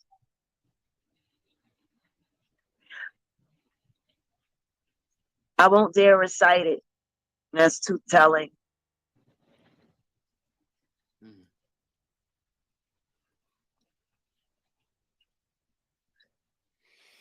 He was always so surprised with my vocabulary, you know.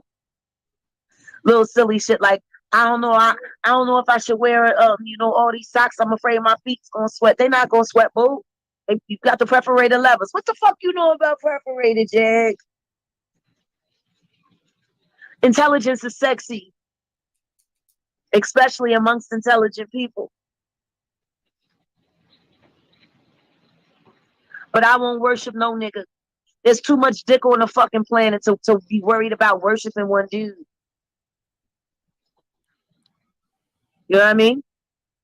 You can have all the dick in the world if you don't know what the fuck to do with it. What does it matter?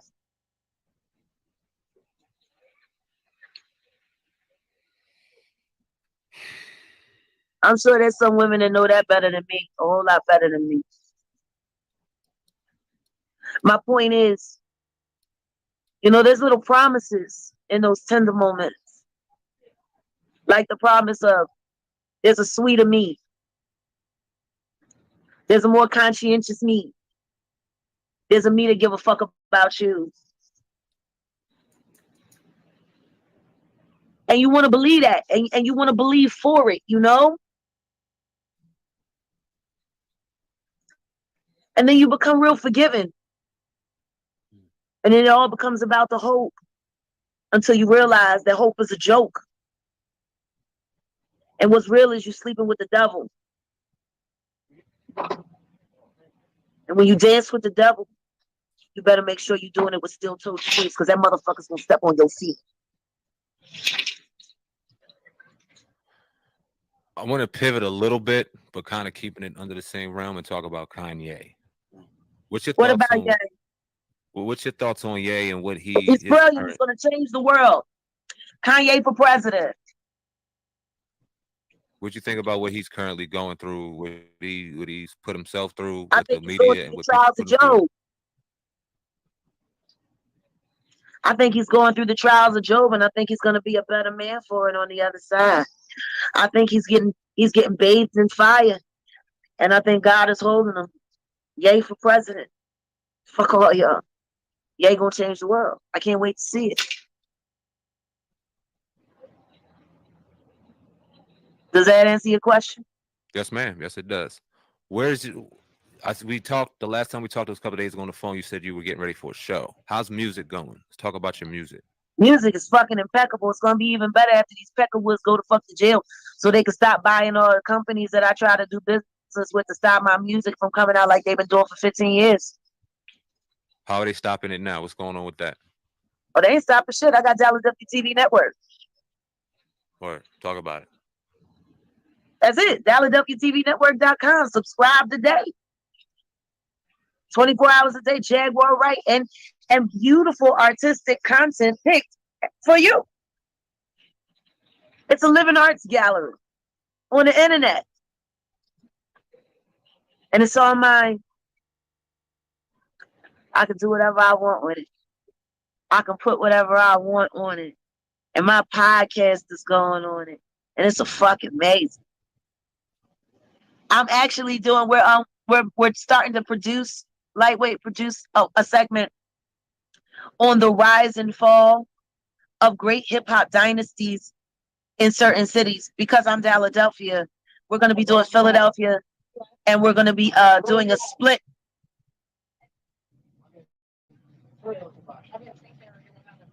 It's going to be a split between Dallas and Houston. I can't tell you who the panelists are going to be for this conversation, but what I will say is if you don't subscribe to see this monumental moment in hip hop history, you're a fucking asshole. Can you give us a little sneak peek and preview into what should be in store? Like, for example, in I Philly. can tell you a couple people that are going to be there. Word. Schoolie D. Okay. I'm praying to God, EST. The man called Lux. Mm. And the DOC.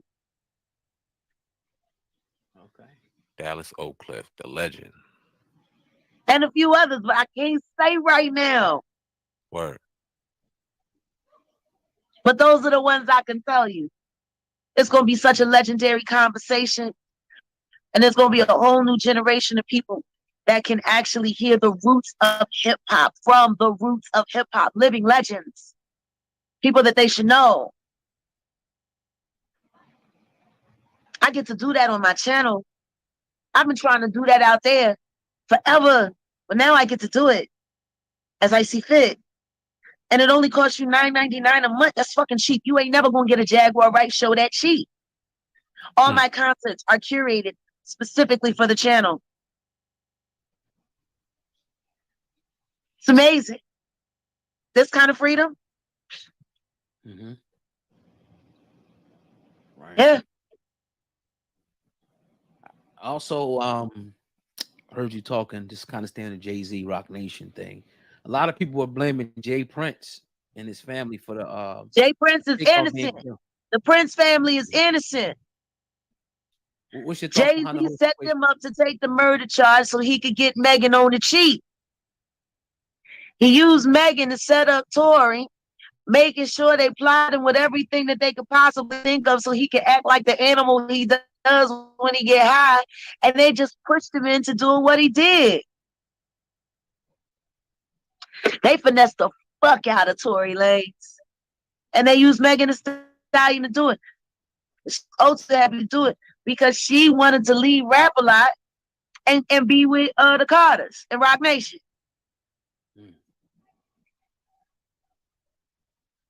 That's what happened. The judge was bought and paid for 6 weeks ago.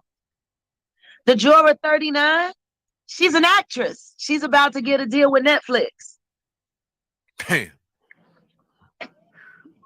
Lie to you not. Elaborate setup, kings and murderer. Tory Lanez, you watching this broadcast. My email address is jaguar@gmail.com. Keep It a Bean podcast on the DallasWTVNetwork.com and on Roku. Would love to have an open conversation with you. And I don't even want to interview you. I just want to give you the floor so you could talk. Word. From parent to parent. My son was murdered. My son was murdered. Your son been touched by the game. Now I got people telling me that my son's murder might have not been so random. I got people telling me that my son was sacrificed to keep me quiet.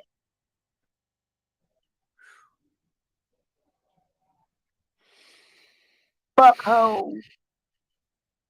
Fuck you, Sean Carter. Fuck you.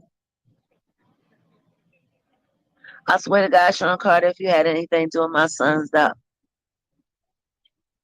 you're going to see the side of me you never seen before.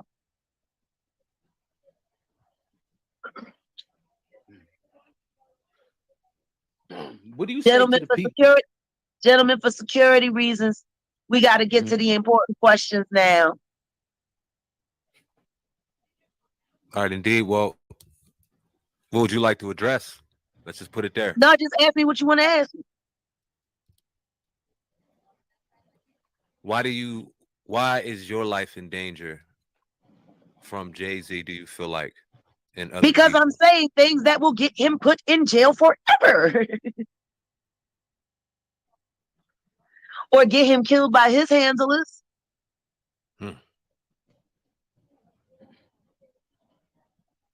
If Somebody I'm in the lying, comment section.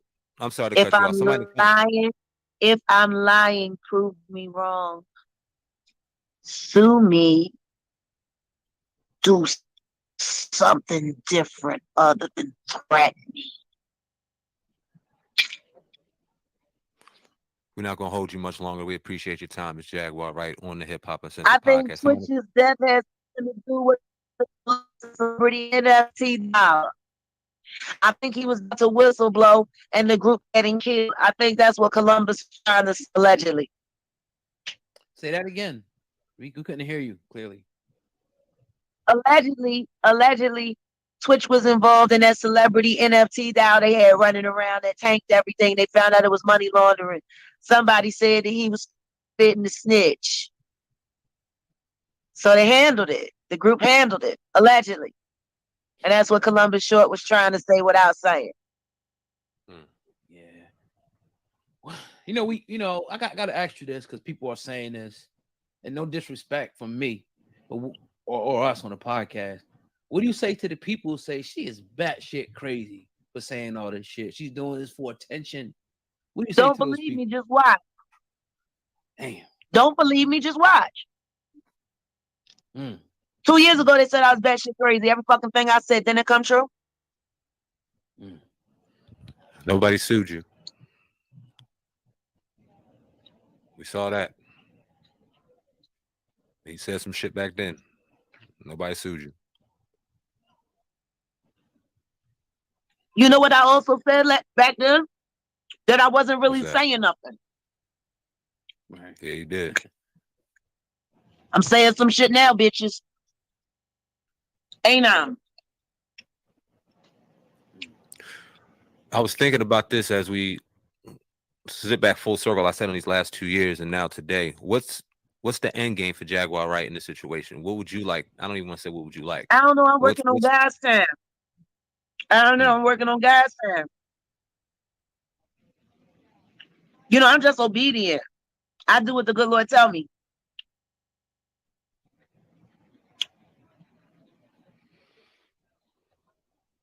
Shalom. Somebody put y'all scared to ask questions, making sure y'all don't get caught up. What, you serious? What? We What? asking every question. What question didn't we ask? What What wasn't just said? If y'all got any questions, put it like this. If you got a question you want answered, leave a super chat and we'll read it off to her. If you got a question for Jaguar Wright specifically, leave a super chat. That way we can get to the question quicker. And we'll answer the question real quick. Put some money in my son Cash App. Yeah, go ahead and post it. Post the Cash App and one of the mods. Make sure they pin it once again. For sure. Indeed, we appreciate He's y'all. trying to go to art right now. school. Trying to send Jaguar Wright son to art school. What art school does he want to go to? Hell yeah. If I had $1 for every view that surviving Jaguar Wright bullshit got, I have $750,000. Talk about that. Talk about who did it and what that was about. If you can. Tasha K, fuck that hoe. I tell you what, bitch. I'm going back down to Panama City, and I got me somebody that knows you, hoe. Oh, I found me a good old country girl that can't stand your fucking monkey ass. We're gonna have us an interview, and I'm gonna take her out. I'm gonna take her down to Tampa. I'm gonna get her drunk and buy a lobster.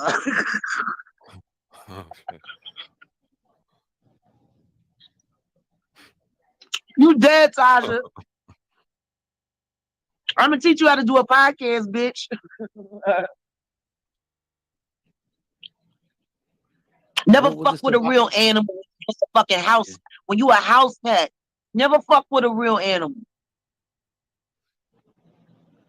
We got one question that said, ask you about Leor Cohen. What about Leor? Somebody, Rolex Enterprise said, ask her about Leor Cohen. What about Leor Cohen? Leor Cohen was always a square businessman with me. You know, he a Jew. He a decent Jew. Okay. He got a conscience. He made Clive Davis actually no. Clive Davis is just the devil no matter which way you look at it. But Leor, you know, I'm gonna put it to you this way. I would trust Leor Cohen before I would trust David Geffen. Heard that name before. Yeah. Yeah. Definitely heard that name. And that's saying some shit. Yeah. Definitely heard that name. Leor never tried to rob me. And the only people that Leor ever over were the people that was stupid enough to let him get over on them. I seen somebody ask about Andre. Private planes, huh? Oh, I'm sorry. I said I seen somebody ask about Andre Harrell. I know, yeah. Andre Harrell was a class act. Mm-hmm. He stuck his dick to niggas, but he was a class act.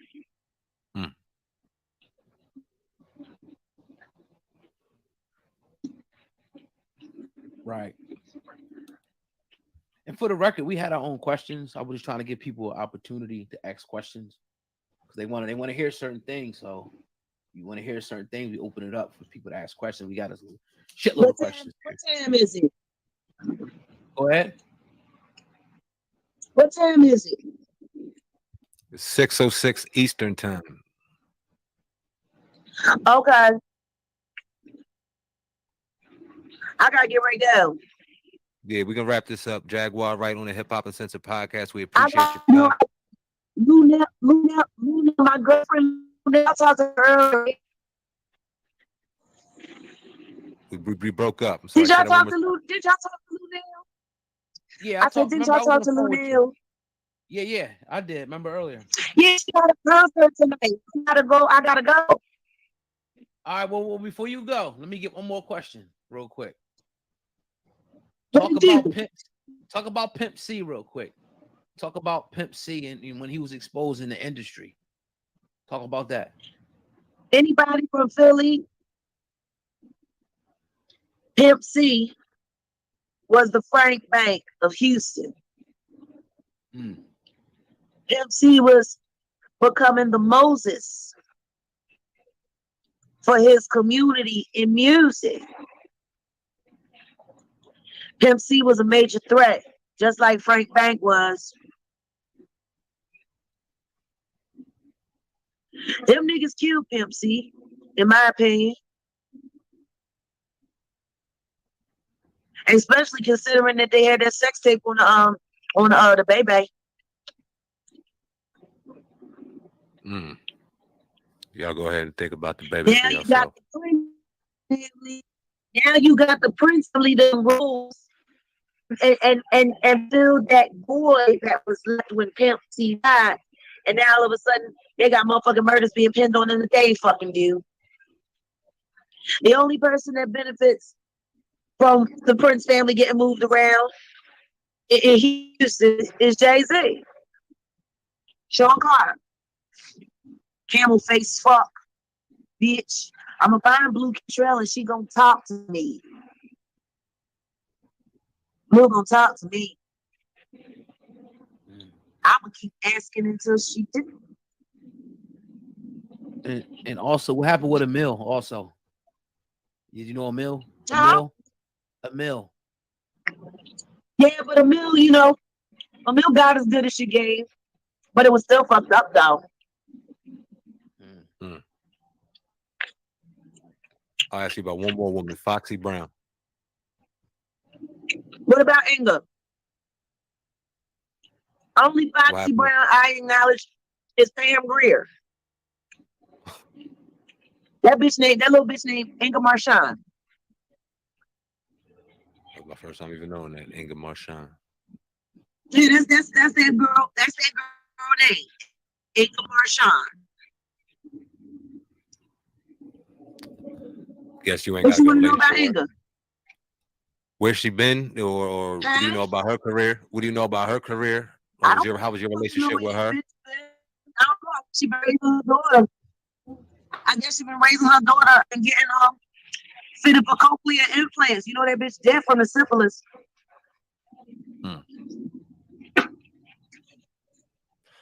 Good, bro. You know, Yeah, so she always gambled with her pussy. Oh shit. It was a lot of rumors about her and Jay-Z. People were talking. What about her, Jay-Z? Jay-Z started fucking when she was 14, just like he did Rihanna.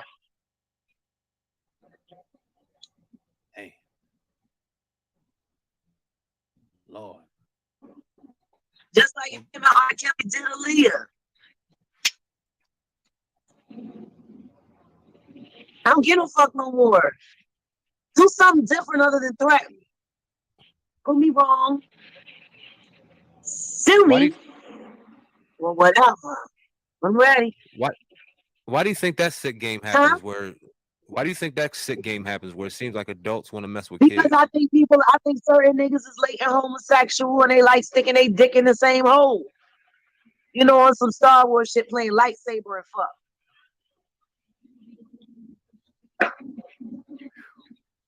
Niggas is strange, yo. Especially when they out on the road, they start doing strange shit. Like, why the fuck with the Roots? And these niggas was still in their 20s. Do a gangbang on a 65-year-old woman that called herself the hip hop granny. And her bucket list was the fucking rapper that came into her marketplace.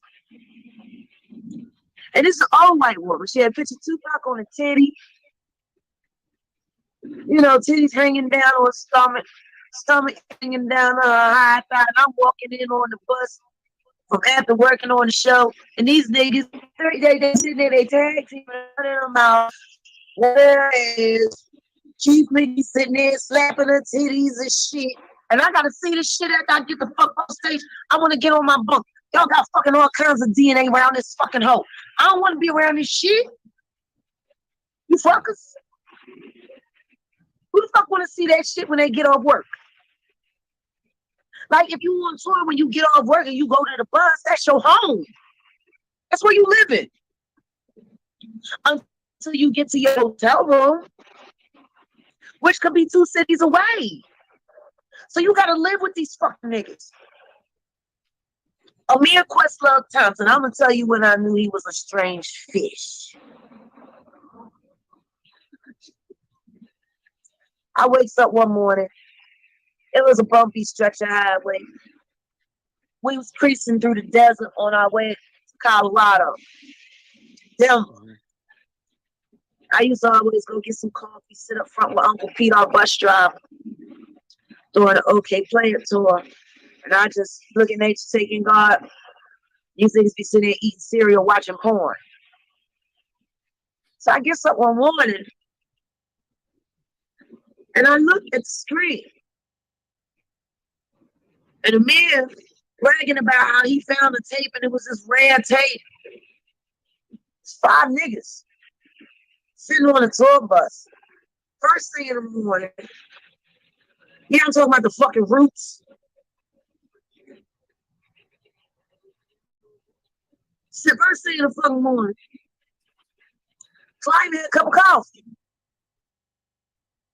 Ain't no point if I can play the lottery this week. All this ass I'm seeing. Naked ass, I ain't ass see. So they sit there, and it's this pregnant woman. She in her last trimester. And she getting tag team. She getting double exposure for sucking a dick. 9 months pregnant. And I'm like, what the fuck is this shit? They said, oh, this a ready to pop film. I said, what the fuck is a ready to pop film? Oh, well, you know, in this, if they break the baby's water, that's the cum shot. I said, nigga, give me the case. Why? I said, I want to see what this shit was. I'm calling fucking FBI. This shit can't be legal. Jag, you tripping. I said, they got to be harming that baby. I said, this baby's head gonna be all ding the fuck up. Might have some brain damage. You see that? 2 niggas in a bitch. 9 months pregnant. And the bitch's water broke. And the niggas, hey, and kicked the girl in the ass and said, now take your ass to the hospital, bitch. That's how the film ended. And Amir was proud that he found that shit because it was a rare film. Them motherfuckers sick.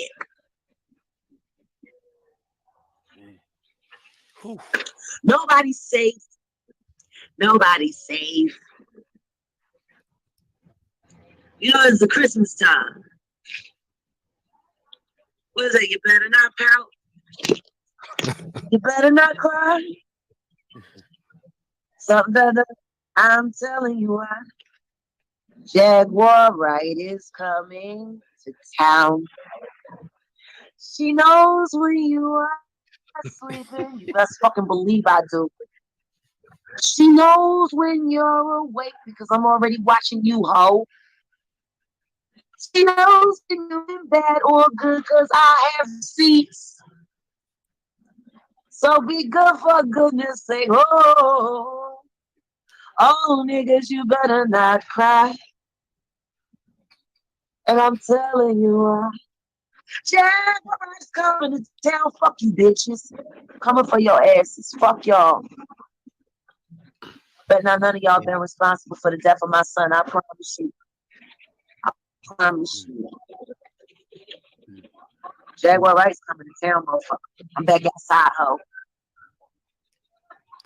We asked what Jaguar Wright was 6 months ago. Excuse me. I said we asked what Jaguar Wright was 6 months ago, and goddamn it, we got Jaguar right here to close off 2022 on the Hip Hop Uncensored podcast. Hey, real talk, we appreciate you. We always appreciate your candidness. What's up Appreciate man, your about honesty. segregation? If you want to go to art school, this shit has been a nightmare for him.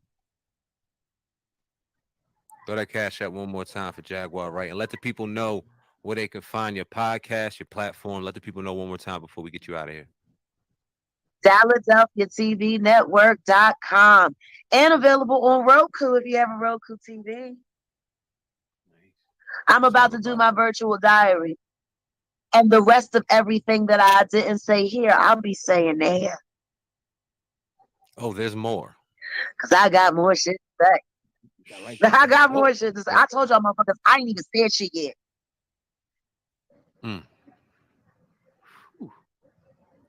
Well, nevertheless, we appreciate you, coming through today. Nobody's safe. Nobody's safe.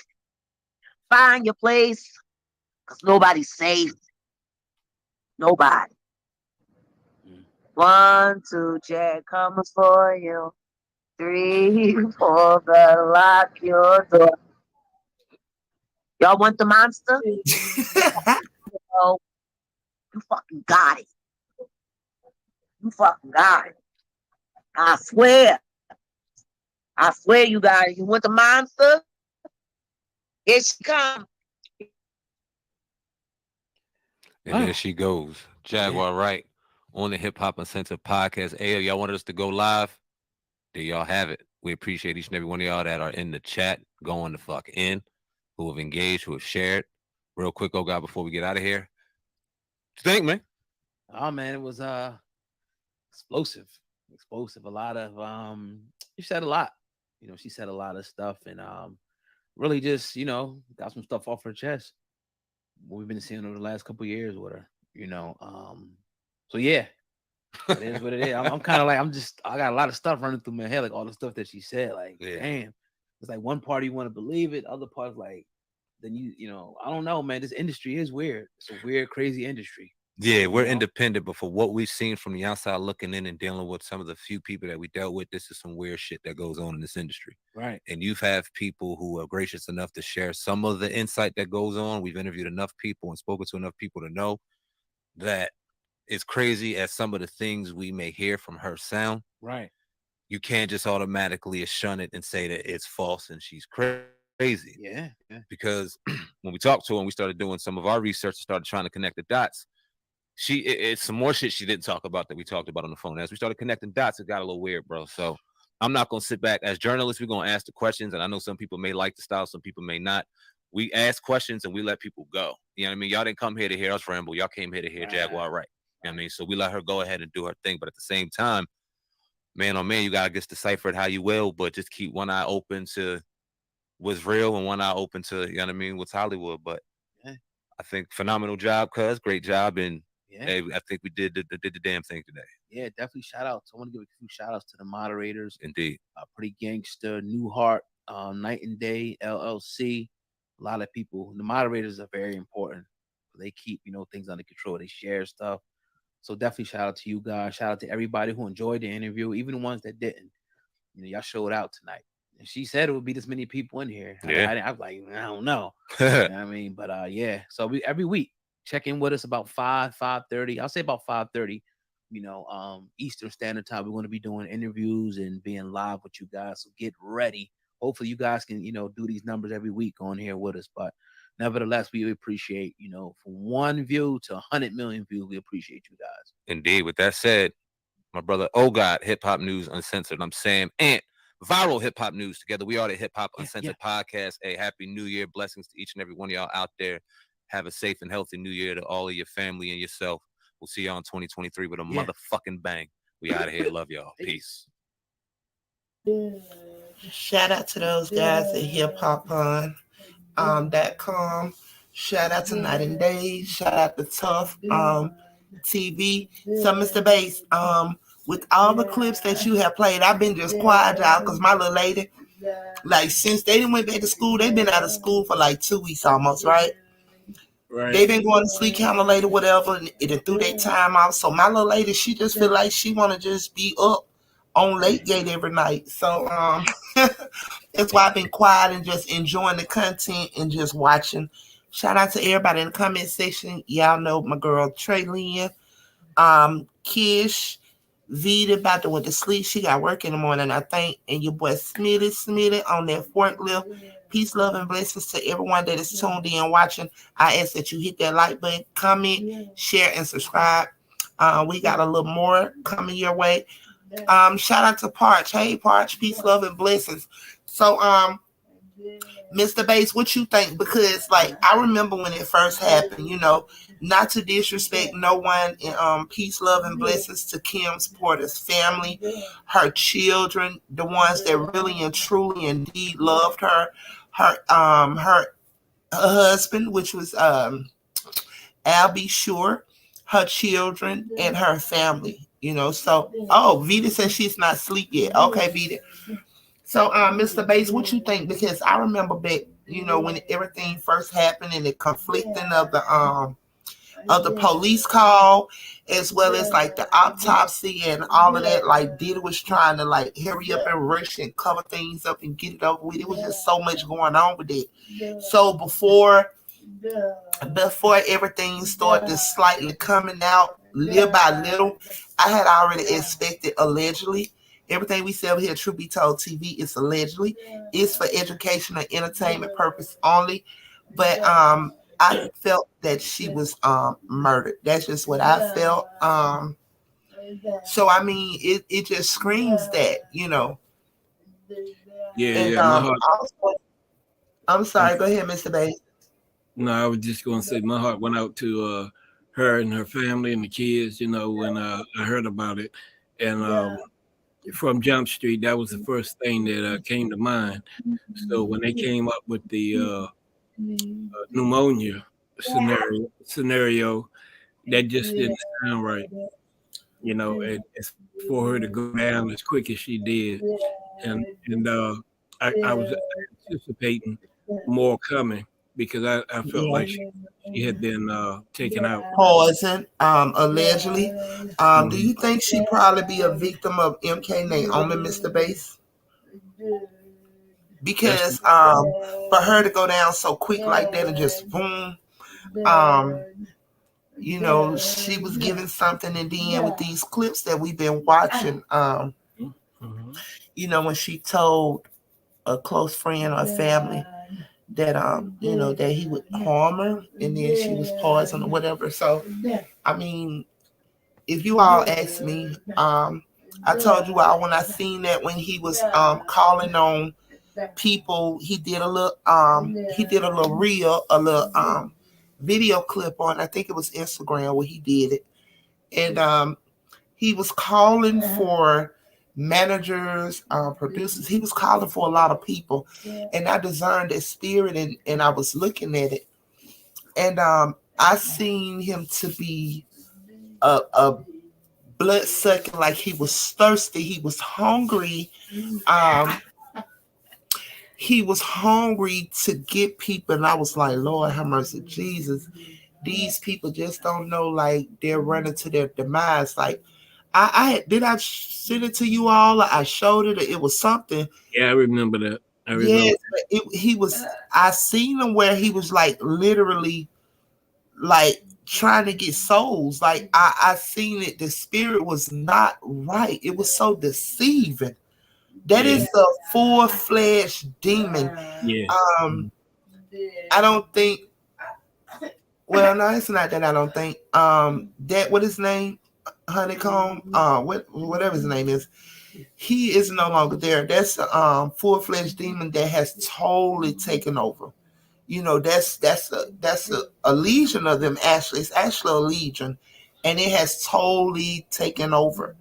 And you know, that young lady, she has to be careful. And everything I'm saying is alleged.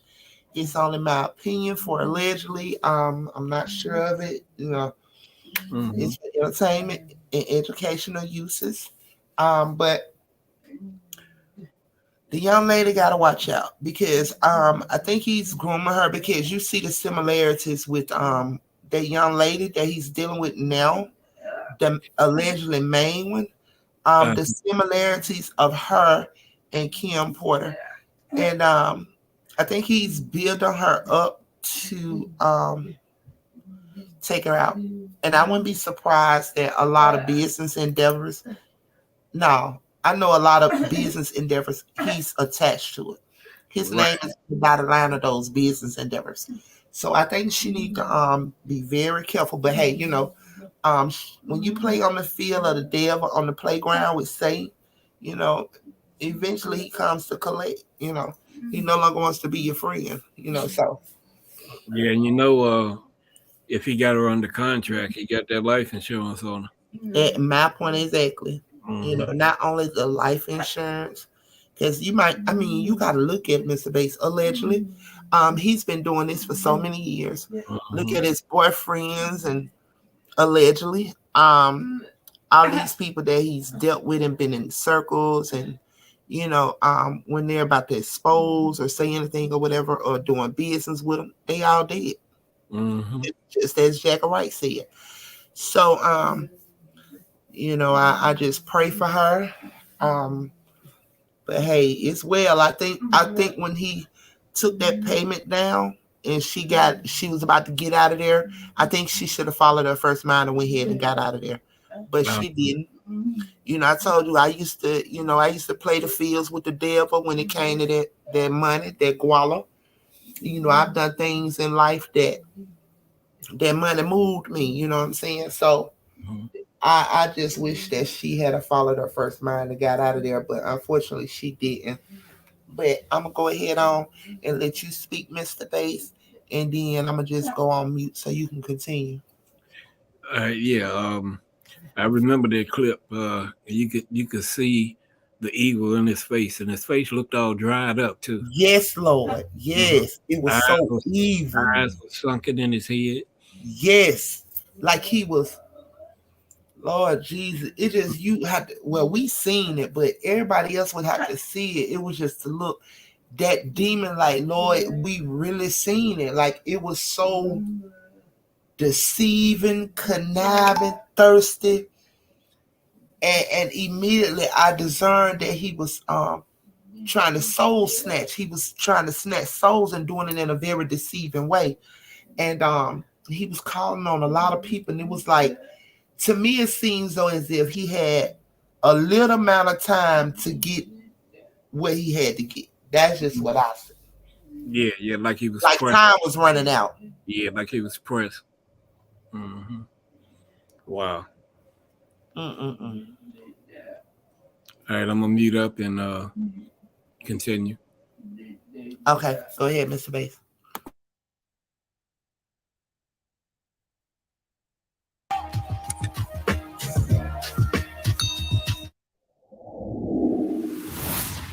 What's going on, y'all? What it is. So let's go ahead and slide on this topic, and I promise not to take too much of your time. I just want to read you guys this interesting email that came across my desk this morning in regards to Kim Porter. Now, before we get started, you guys know the routine. All this information that I'm about to convey to you is alleged. This email was sent to me, and I'm just reading it, right? And so, guys, you know, we can take all of this information with a grain of salt. And at the end of the day, I do believe that something sinister happened to Kim Porter. That's just my personal opinion.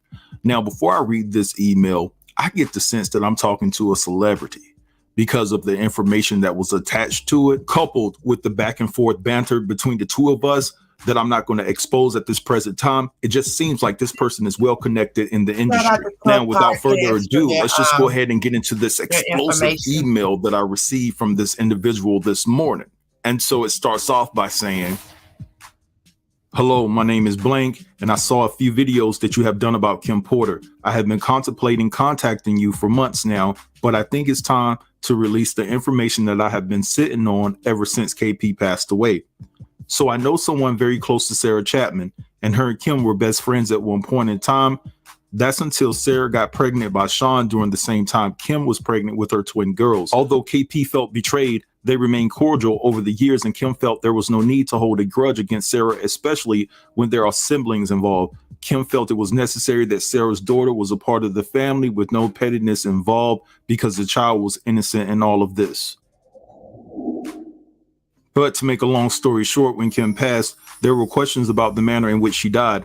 If they were going to say that it was pneumonia and that she passed away peacefully in her sleep, then why was there blood located on Kim's pillowcases and also a slight trail of blood on the bedroom floor that led to the bathroom. Why hasn't that been mentioned? Kim was not found unresponsive in bed. She was discovered on the bathroom floor. If they found her in bed, then she was strategically placed there.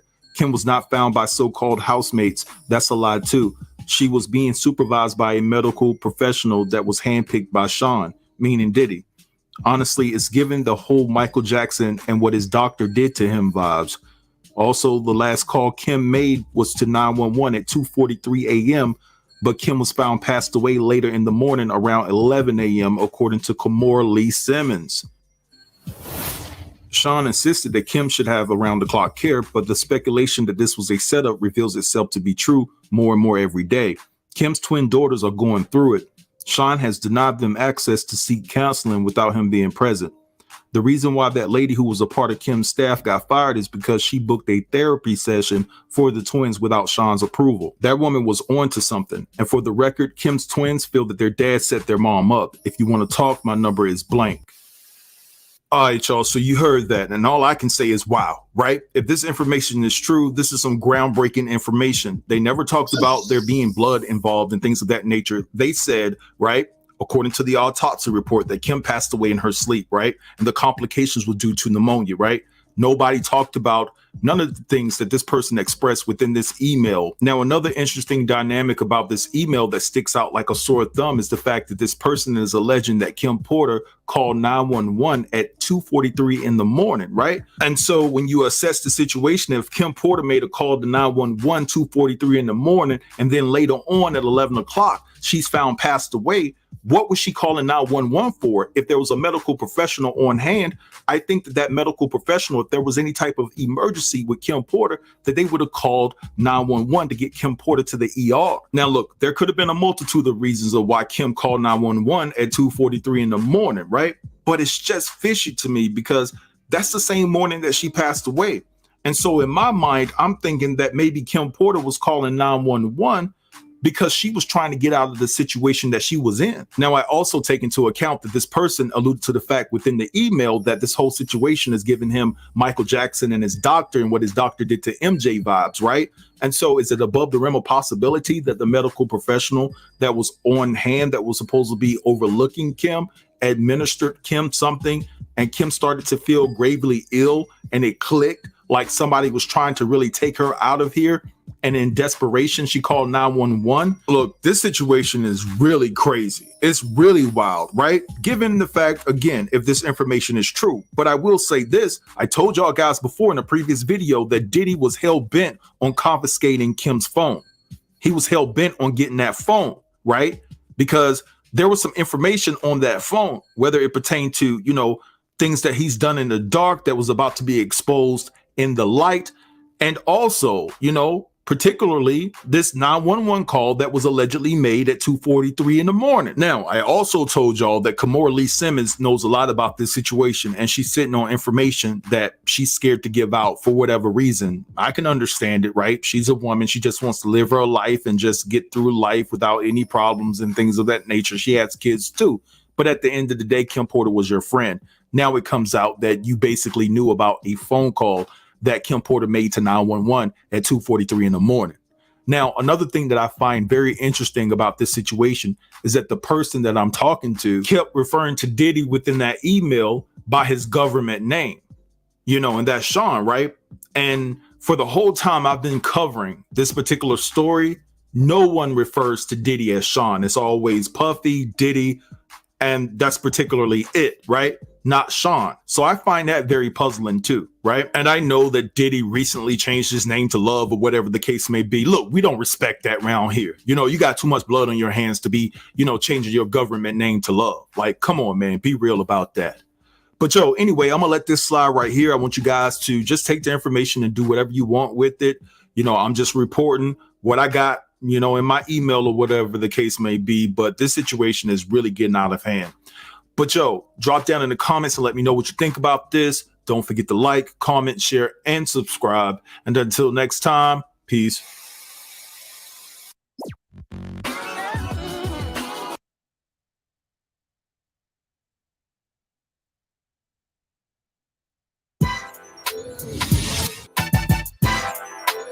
Yo, what's going on YouTube? And welcome back to the channel. I hope you guys are having a great day so far. And if you're not having a great day, I hope that your day gets better, all right? So today we're going to be talking about Cassie and Diddy. Now, we all know that Cassie just got married to Alex Vaughn. Alex Vaughn was hired by Diddy to keep Cassie in shape. He's a celebrity trainer. And ultimately, them jokers started burning calories behind Diddy's back in the bed. Now, you see how God works in mysterious ways? You know, Cassie has been in a situation, I believe, mentally where she was depressed about a lot of things that were going on in her life when she was with Diddy. And basically, when he hired Alex Vaughn, he didn't know that he was going to hire some guy that was going to take Cassie away from him and actually treat Cassie better. Because anybody that's in a relationship, or even if you're married, you want to make sure that you treat one another with class, dignity, and respect. And while we all know that Diddy took care of Cassie when they were together, of course, because Cassie ain't got no money, the respect factor definitely was lacking within their relationship. Diddy has not respected not one woman that he's been with. But anyway, I believe that Cassie the other day was just sitting back reflecting on her life, and she decided to post this on Instagram. All right, and this is what Cassie had to say. Do you ever come across old pictures of yourself and get blown away by how much you've evolved? When I look at pictures, it brings me back to the exact place and time where I can literally touch the feelings I was feeling, almost experiencing them all over again with a sense of calm. It's a form of therapy for me. Was I happy? Was I eating that day? Did I sleep the night before? What was I stressing at the moment? What front did I have up that day? This photo of me in NY on May 31st, 2017, I feel sad for the girl in the picture because I know the personal demons she was battling. But I'm so excited for her growth to come. It's bittersweet looking at this photo. This is a shout out to everyone on their journey. I'm still on mine, and I hope that me sharing can help others know that there is so much joy in recognizing your growth every step of the way.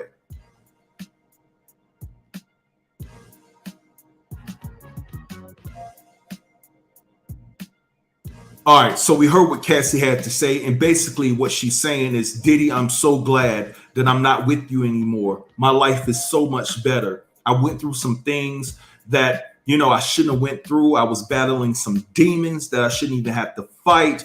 Did I eat? Did I sleep?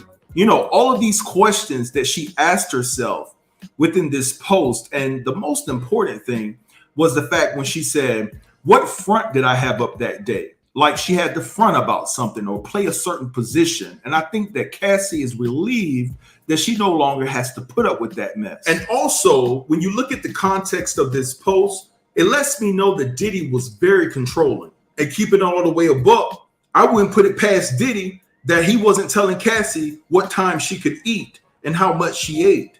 That's how ratchet Diddy is. Now, let's just say that I'm being a little bit too harsh on Diddy by insinuating that this man would actually monitor when Cassie ate. You could say that when Diddy is out running the streets from city to city, dealing with different women, because we know that Diddy is not faithful to no one, you can make the argument that Diddy was controlling her appetite from afar because she was worried about what he was doing behind her back, and it made her not want to eat. Hell, cheating on somebody or getting cheated on don't stop everybody from eating. Some people handle stress differently. Case in point, my aunt, she caught her husband cheating. And right after she caught him, she went straight to KFC and got a $20 fill-up box and ate all 6 of the biscuits that came half done and half frozen. But anyway, I'm happy for Cassie that she's no longer in a relationship where she's being micromanaged. I hope that Cassie remains strong, and I hope that she continues to focus on her own marriage. And at the end of the day, I hope that she has a healthy baby. And with that said, I'm going to let this go and let y'all have that in the comments. Drop down and give me your true thoughts and assessments, all right? Don't forget to like, comment, share, and subscribe, and I'll get with you in the next video, all right? Peace.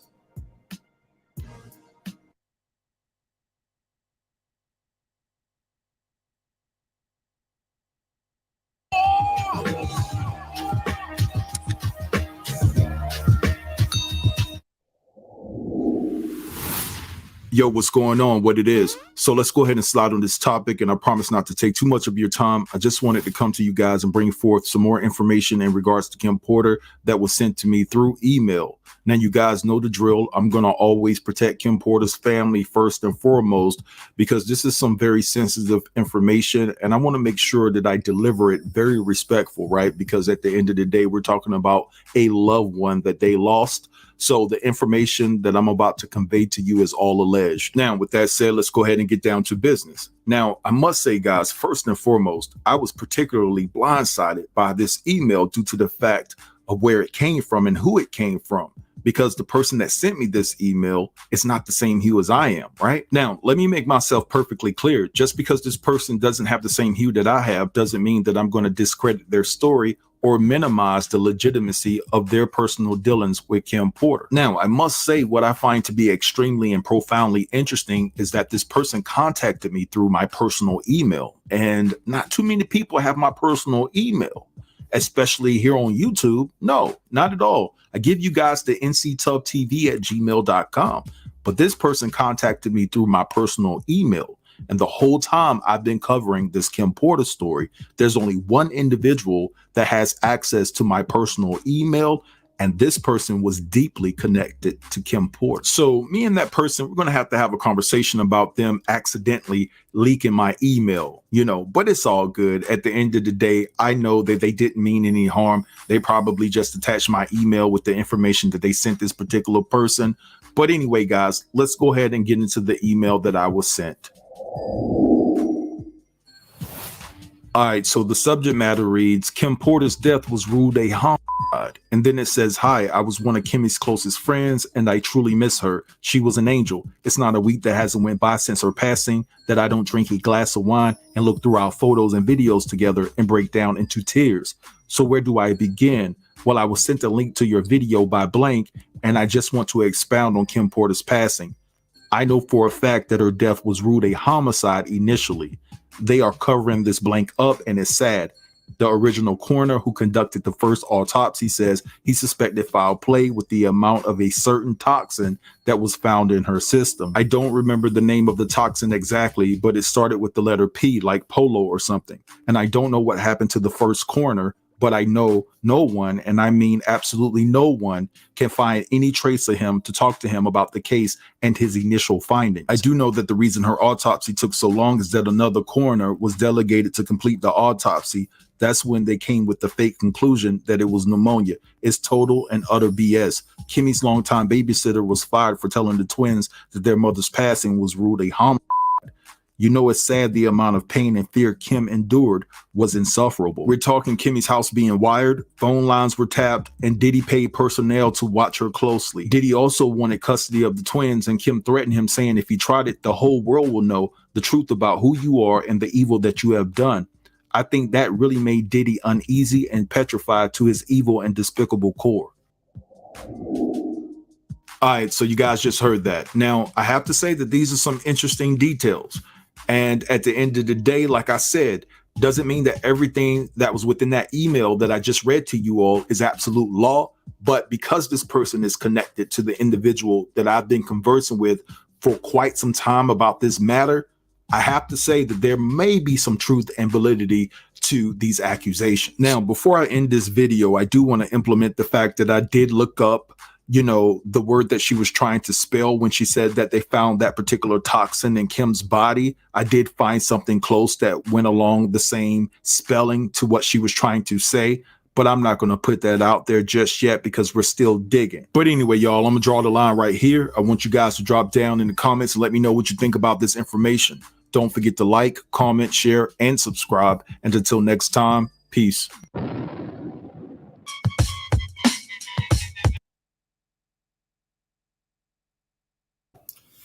Did you see that picture that just was up there, Mr. Bass? That was Jaguar Wright and her and what's her name on that picture that was just there?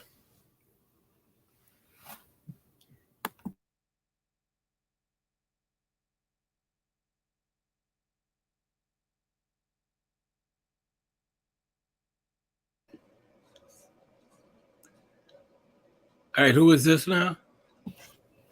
Now the picture with Kim Porter, Jaguar Wright. Go back a little bit.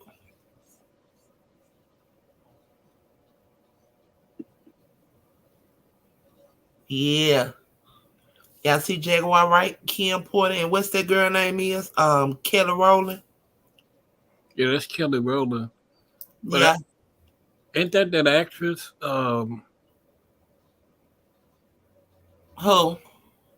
The one that played in Waiting to Exhale. That's that look like that's what's her name? The one that be going crazy. I mean, not going crazy. Yeah. You know what I'm talking about. All right. Okay. Isn't that Jaguar Wright, y'all? Yeah, that's Jaguar Wright. Okay. That was when she was looking better. She cut all her hair. Okay, Trey Lynn said Angela Bassett. Yeah, that's who it looked that's like. Angela, man. Her and that girl look just alike. Y'all see that? Yeah, just she got hair. Good God Almighty. I'm glad you did take it back, Mr. Bates. Angela Bassett. Her and what that lady name is just went up off here. Angela and what that damn woman name? Yes, they look alike.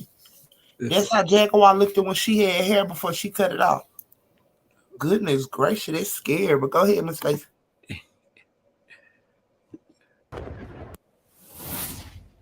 What's going on, y'all? What it is. So let's go ahead and slide on this topic. And I have a couple of things that I want to bring to you all's attention in regards to the passing of Kim Porter and the things that we have uncovered about this situation. So before we get started, I would just like to say the information that I'm about to convey to you is alleged. I have to protect the integrity of my platform and also handle this information that I'm about to give to you with extreme care, because there are loved ones that are involved. And it's imperative that we handle their feelings with extreme care and respect and keep this very professional as we can. So with that said, I want to talk about the first thing that we discussed over the past couple of days, and that being that Kim Porter was reportedly upset because she couldn't get in contact with her primary doctor. She had tried to notify her doctor that she needed to be seen, and she just found it extremely odd that her doctor never called her back, because she's never had a problem in the past scheduling a doctor's visit, whether it be at the office or an in-house call. Now, I've been told that after several days of Kim waiting for her primary doctor to call her back to set up an appointment, that she ended up confiding in Diddy. Now, get this, Diddy was already scheduled to pick up the children, to pick up the twin girls at that particular moment, whether Kim was sick or not. So she confided in Diddy, and Diddy actually referred Kim to another physician. Now, there are two things to me that stand out to be particularly strange. And the first thing being is the fact that back on April the 24th in 2019, Diddy talked about his last conversation with Kim Porter. Now, he made it seem like Kim Porter sent the kids over there because she had the flu. She didn't want the kids to get sick. Now, Diddy told ABC News 3 days before she passed, she wasn't feeling well, she had the flu, and she sent the kids over to my house so they wouldn't get sick. The Grammy-winning rapper and producer said, one night I was checking on her and she was like, Puffy, take care of my babies. She actually said that to me before she died. All right, so Diddy is saying that Kim sent the twins over to his house because she didn't want the twins to get sick. She thought she had the flu.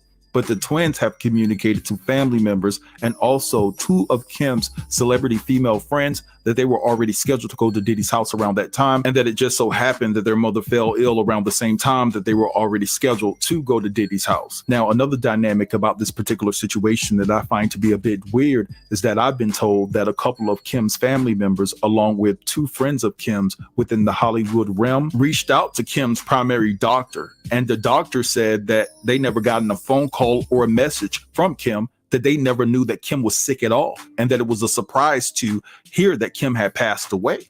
So that's extremely odd.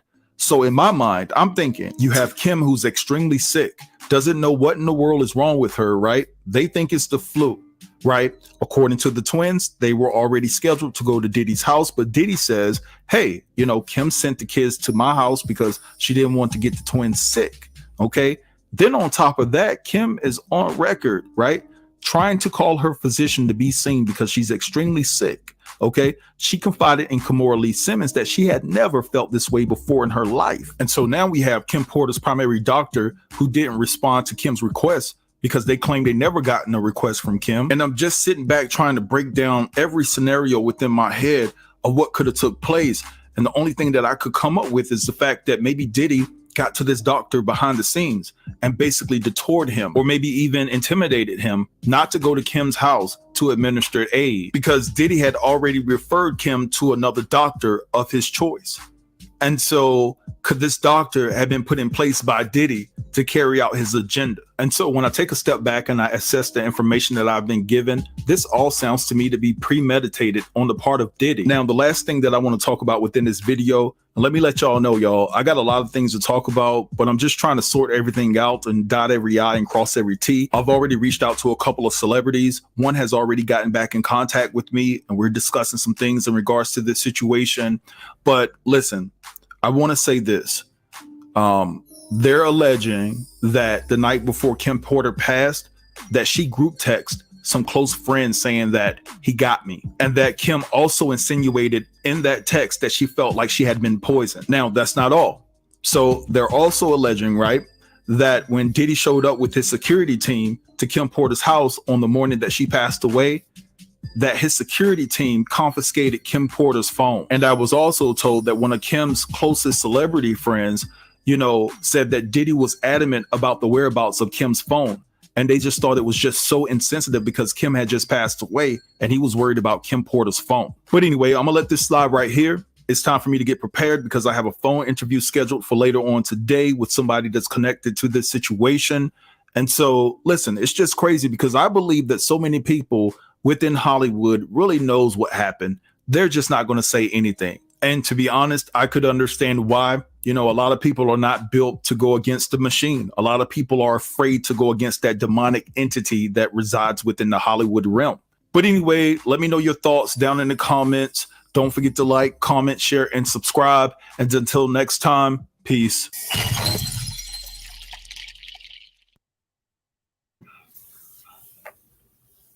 Mr. Bates, I think he did her like that because she was when she was doing that tell-all book, like she was about to expose a lot of stuff, like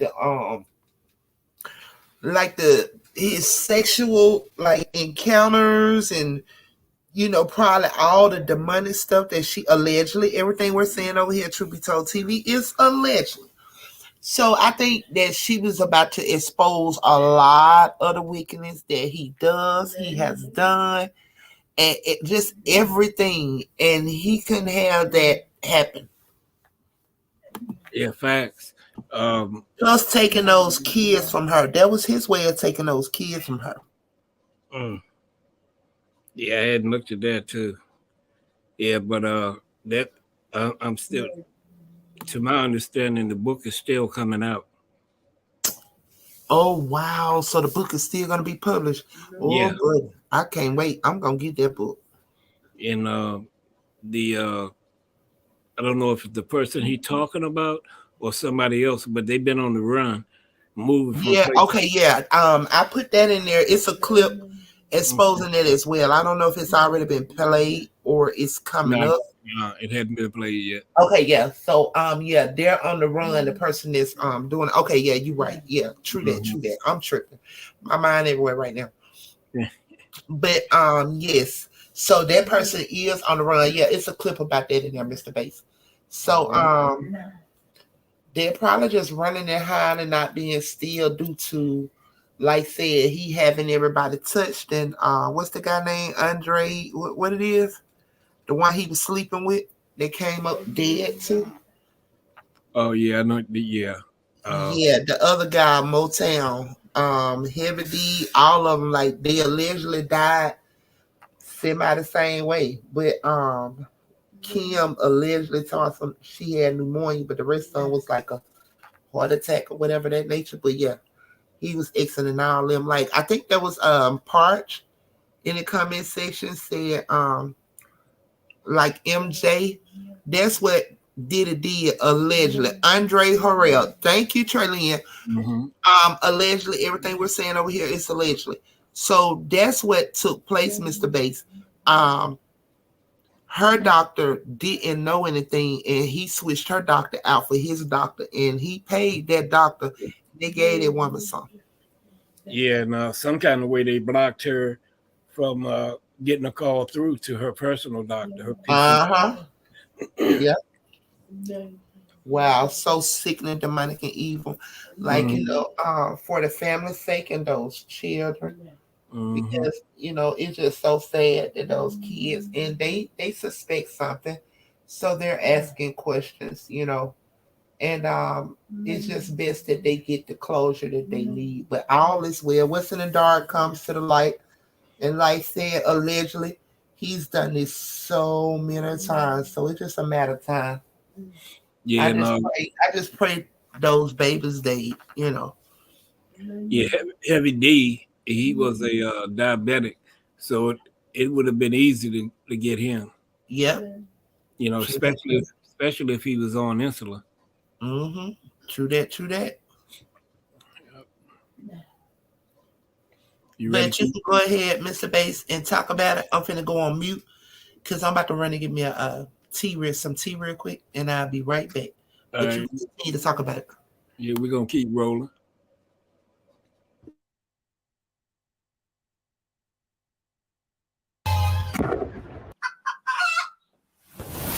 What's going on, y'all? What it is. So let's go ahead and slide on this topic. And I want to talk about a couple of things that have been brought to my attention in regards to Kim Porter. Now, you guys know how I start these types of videos off due to the fact that we're dealing with a sensitive subject where we have family and kids and things of that nature involved. So I want to handle this subject with care and present this to you guys in the most honorable way. And so with that said, all of the information that I'm about to convey to you is alleged. So let's get it on.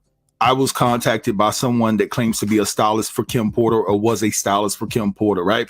And so they're writing a tell-all book in regards to the interactions that they saw take place between Kim and Diddy. Now, the book will also contain information and private conversations that the stylist had with Kim. Kim would have conversations with the stylist about her situation with Diddy. She often referred to her relationship with Diddy as being extremely toxic. Now, the stylist is claiming to have been present at least 3 times when Diddy put pause on Kim. So basically, the incident that took place in Saint Tropez when Diddy took Kim to Saint Tropez to confront her about sleeping with Shakir Stewart wasn't the first time he put pause on her. Now, another dynamic and interesting thing that the stylist conveyed to me is the fact that this particular stylist says they have information and recording that Diddy actually purchased a 24-karat gold casket a month before Kim Porter passed away. Now, it was also told to me by the stylist that Kim had told them that Diddy has slept with Clive Davis on multiple occasions. Like it was a reoccurring thing. The two of them would hook up often. Now, this particular portion of the story is a little bit crazy to me, but again, it's not above the realm of possibility when you take into account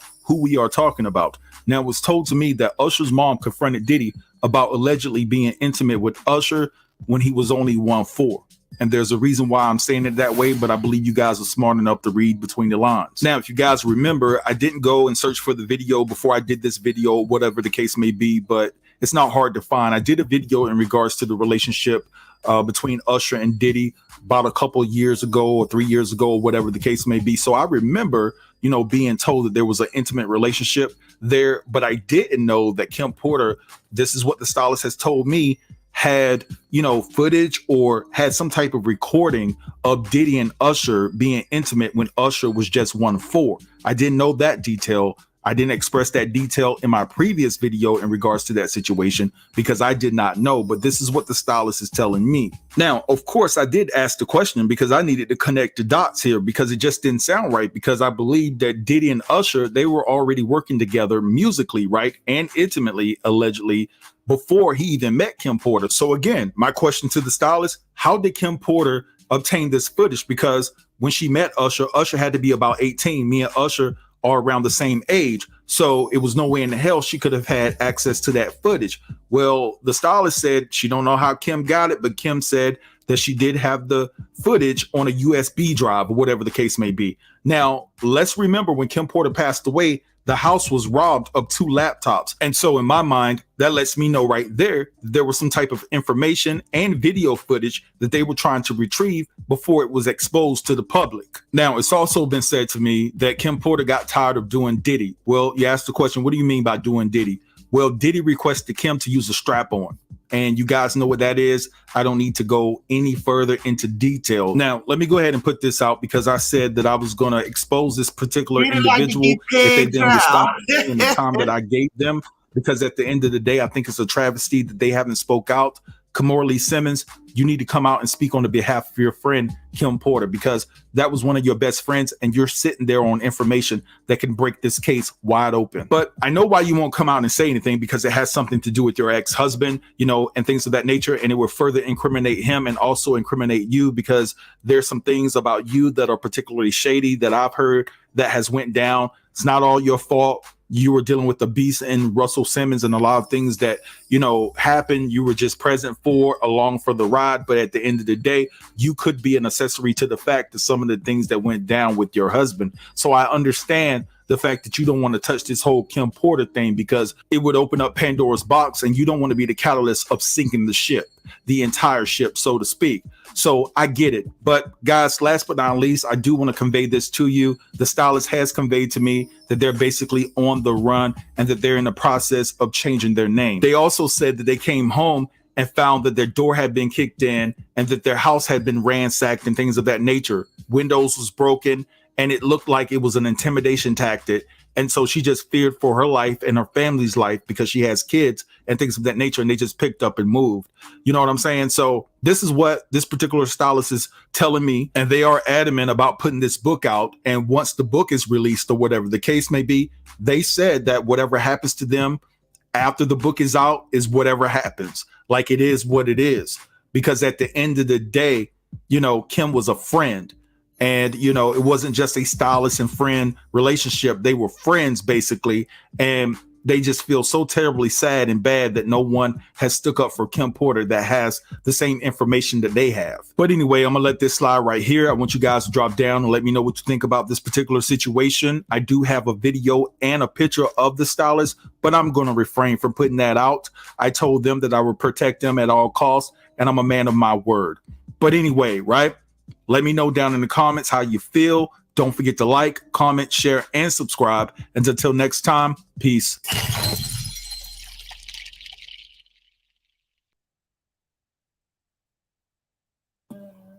Or Mr. Bass, did it love or whatever he called his name, baby. He like to get paid.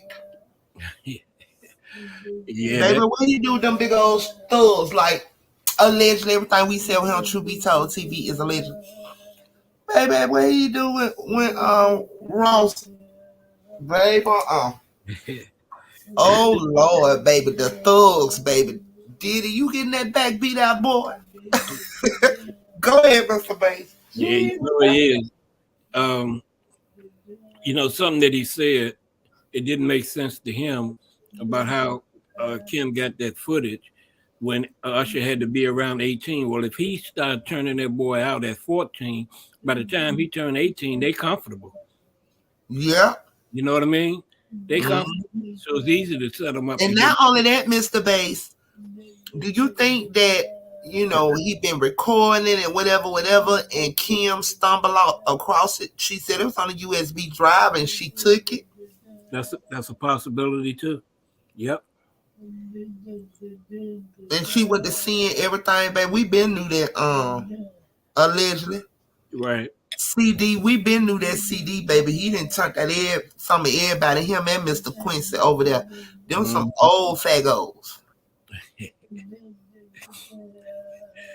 Baby, them some old fagos, baby. With all due respect, we have nothing against, you know, homosexuals. Been there, done that. And we are not putting our mouth on anyone. We are not talking, but I'm just saying, you know, Diddy the type that, baby, he like to be in the closet and down low with it. Yeah, so that girl, as Traylene said, yeah, that's what that is. And she probably looking at it like, that's why she stepped away from him when he had took the money down. She probably like, nigga, I be pegging you all of your duke. Nigga, you gonna give me my money, I'm finna go. Baby, so what her name is? Me Please, that lady that say Me Please. Baby, she probably got some good strap-on game, baby, because Diddy likes it. Allegedly. This is for fair use, entertainment, educational purpose uses only. Go ahead, Mr. Bates. I ain't really got my tea yet. There you go. No.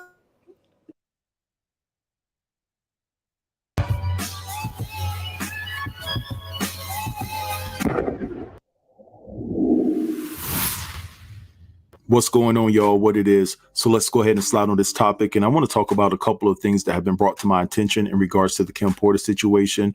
For those of you who follow me tight, you know that I've been talking to someone that's close to the Porter family that has been putting me up on game in regards to how the Porter family feel about the passing of Kim. Now, even though I feel as though that I'm getting my information from a reliable source, I still want to protect the integrity of my platform and say that the information that I'm about to convey to you is alleged. So now that I've gotten that out the way, let's go ahead and get into it. So I've been told that Kim's family, along with a couple of Kim's friends, have a problem with the autopsy report.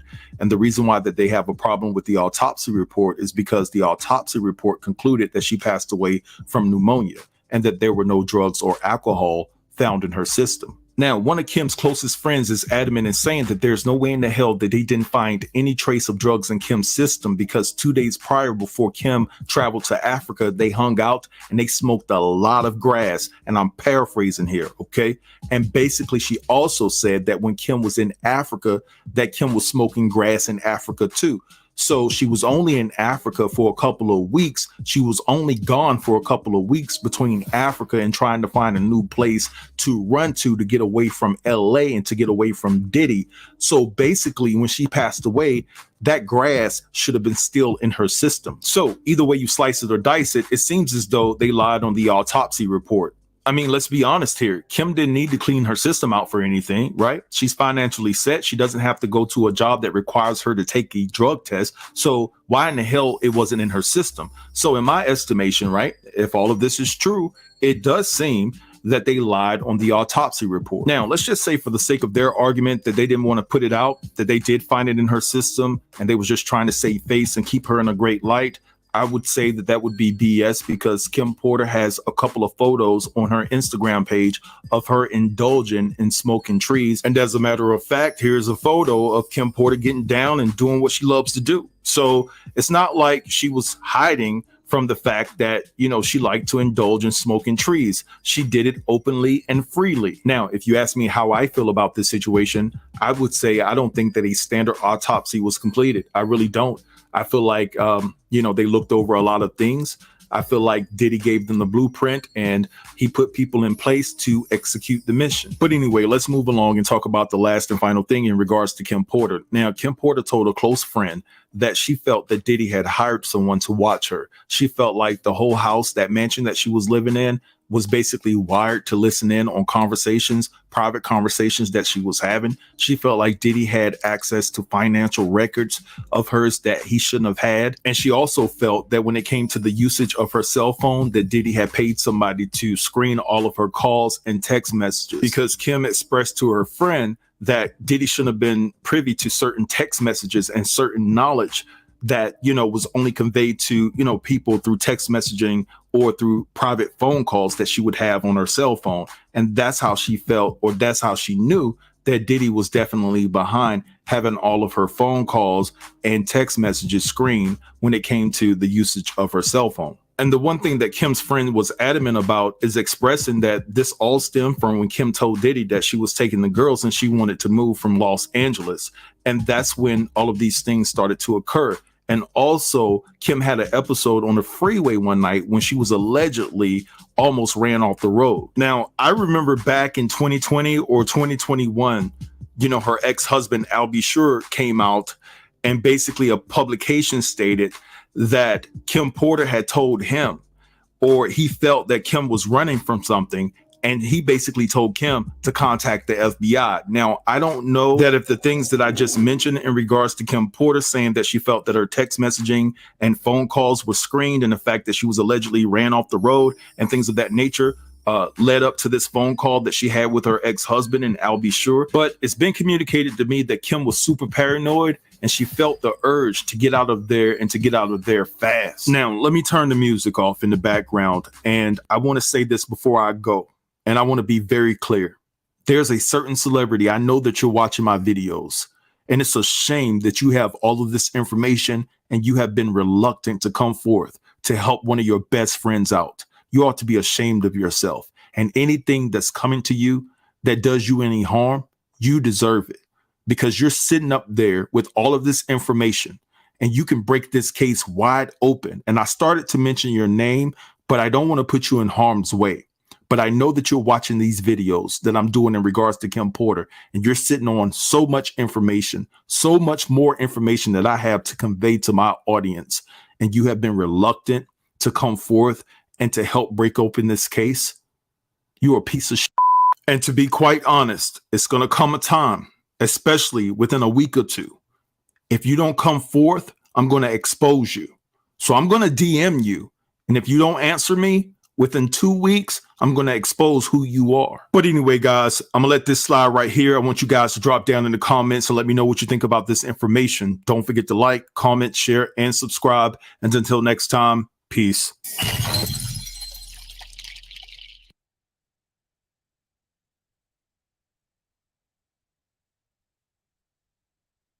Going on, y'all, what it is. So let's go ahead and slide on this topic. And I briefly want to talk about this situation that's going down with Diddy. So about a month or so ago, there was a woman that was claiming to be Kim Porter's niece that got fired by Diddy. And she was actually hired by Kim to, take care of the twin girls like a babysitter, a nanny type thing, right? So that's how their situation was set up. Now, when Kim Porter passed, Diddy actually gave her the green light to retain her job. So he kept her around. Now, according to the babysitter, everything was cool, calm, and collect until she got pregnant. And she's claiming that Diddy actually fired her as a result of her getting pregnant, saying that she wasn't a good example for his twin daughters. So what we have now is that this woman has geared up and got lawyers involved, and now she's proceeding to sue Diddy for being wrongfully terminated. Now, just a quick reminder, I told you guys in a previous video that I was told that the reason why this babysitter was fired is because she was getting too close to the twins, and she actually told the twins that their father, meaning Diddy, was responsible for Kim Porter's passing. And I also told you guys that it was alleged that the twins became extremely suspicious in regards to what actually happened to their mother, and they started questioning Diddy about the situation. And then on top of that, Diddy found out that this babysitter was trying to coerce the twins to actually go see a therapist and talk about the situation. And so by this time, Diddy had enough, and he was like, "Thank you for your services." So what we have going on now is the fact that this woman has filed a lawsuit against Diddy, but she's keeping her identity concealed. And so, listen, it's not clear or evident that she's actually Kim Porter's niece. Maybe she thought that her and Kim had that type of relationship, and she looked at Kim as being auntie, right? But I don't know, you guys, something sounds strange about this situation, because how are you going to have somebody watching over your daughters and you don't even know their full name? But you fired her, though, but you don't even know her full name. I mean, correct me if I'm wrong. That's the first thing that you're supposed to have when you're going to hire somebody, is their full name, right? So I don't know. Something is just off about it, right? But let's read what they had to say in regards to this situation. So it says here, Diddy has demanded the woman suing him for wrongful termination, who also claims to be his late ex Kim Porter's niece, reveal her name in court. RadarOnline.com has learned, according to court documents obtained by RadarOnline.com, Diddy and his legal team argued the woman should not be allowed to proceed anonymously. As RadarOnline.com previously reported, earlier this year, a woman using the pseudonym Jane Doe filed a bombshell lawsuit against Sean Diddy Combs. Rose's lawsuit added TriStar Sports, Britney Spears' former management company, as a defendant in the lawsuit. The woman claimed to be the niece of Diddy's late ex, Kim Porter. The suit accused the music mogul of wrongfully terminating Rose after she informed him she needed to take maternity leave. Rose said she was hired as a full-time nanny to Diddy and Kim's twins, Jesse James and Delilah, following Kim's death in November of 2018. According to court documents, Diddy asked Rose to live at his home the day after Kim's death. Rose said she became responsible for the twins' 24/7 care. The lawsuit demands unspecified damages. Diddy's rep released a statement denouncing the lawsuit as a meritless shakedown to extort money from Mr. Combs. He denied Rose was the niece of Kim. Diddy's rep proceeded to name the woman as Raven. He said the woman was a part-time babysitter to the twins, who Combs kept on the job back in 2018 to provide continuity for the twins following the untimely death of their mother. Mr. Combs graciously permitted Raven to live in his home with her son and treated them like family. All right, so you guys just heard that, and something just stinks here, y'all, because at the end of the day, I don't understand Diddy, this billionaire, would allow a woman, and her child to stay in his home, treat them like family, basically, and you don't even know her full name. Something is not right about that. Something is extremely fishy here. Then on top of that, you have this woman caring for your daughters, and you don't even know her full name. That is very sloppy parenting there. Then another question I have is, why is this lady so reluctant to actually, give up her identity? If you're saying that Diddy fired you just because you got pregnant and basically he said that you wasn't a good example for the twins, then why wouldn't you attach your name to the lawsuit? To me, the reason why you wouldn't attach your name to the lawsuit is because it's something more sinister that's going on here, and you're afraid of something and you're running from something, in my opinion. But anyway, I'm going to draw the line right here. I did reach out to someone because I want to know more about this babysitter. Something is puzzling here. But listen, don't forget to like, comment, share, and subscribe. Let me know your thoughts on this whole particular situation. All right. You guys have a great Saturday. Peace.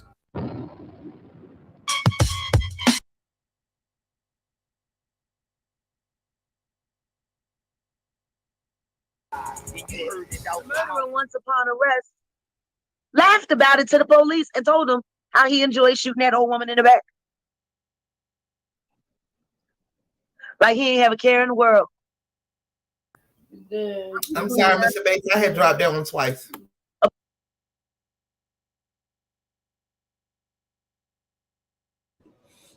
All right, then that's going to wrap it up for tonight. Excuse me. Boy. Oh, Mr. Sean Diddy come. Everything is, this stuff is public record, so we don't even gotta say allegedly, but we're gonna say allegedly just because. But to my acknowledgement for what I'm seeing, it's public record, so it's out there. Yeah, it's out there. And it's just so sad, and I hope and pray that those babies, they find peace and God exposed to them, and when all is exposed, I pray that they take it with a grain of salt, forgive, and just,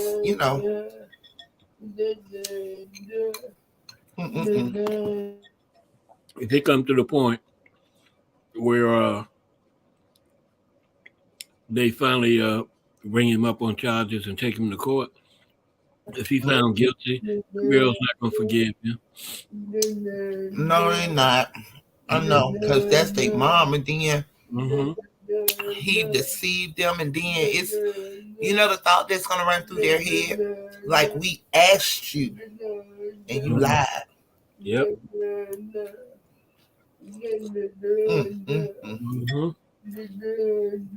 Every demon has their day. Yep. That's a fact. So sooner or later, you can talk on it. I'm eating some ice cream. Yeah, I should. You want me to close it out? So yeah, you can speak on it or whatever, and then you can close it out. I'm on the back end. Thank you all so much for tuning in. I love you all, but you can go ahead, Mr. Lacy. Yeah. His handlers are going to get tired of him because he's getting sloppy with what he's doing. And with him running around in there right after the Kim Porter passed, looking for a phone, that don't look good, and it's not going to look good on his handlers. So my thing is, I believe they're going to end up taking him out. I wonder who his handler is. Is it Clive Davis or Quincy? Clive and the ones above him. You know what I mean? Allegedly, that's Clive, man. He got BR. Yeah, that's his main girl. Remember, I let y'all watch that video that time with Queen, and she was talking about what that young lady supposed to be died or killed herself or something in the water, Aguilera, or what's her name? I know who you're talking about.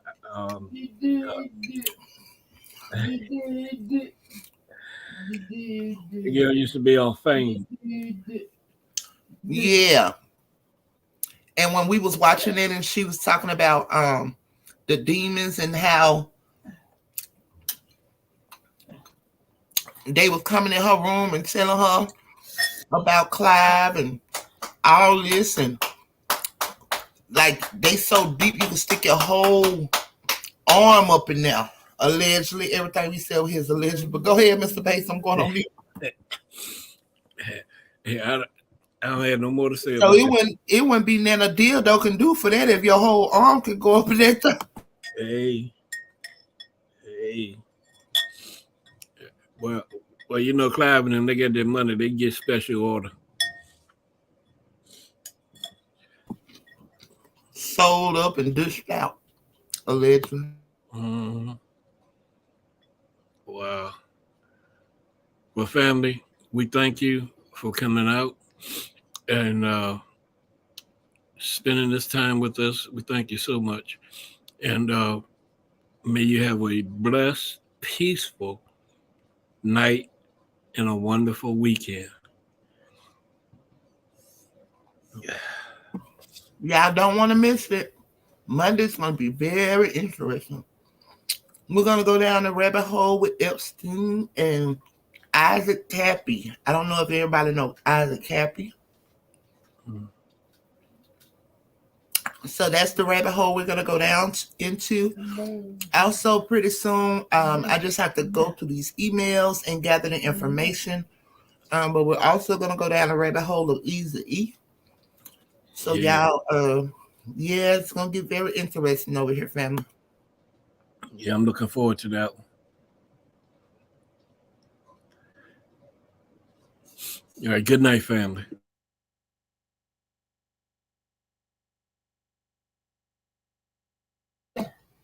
Good night, family. Blessings to you all. We love you all from Truth Be Told TV family. Enjoy your weekend.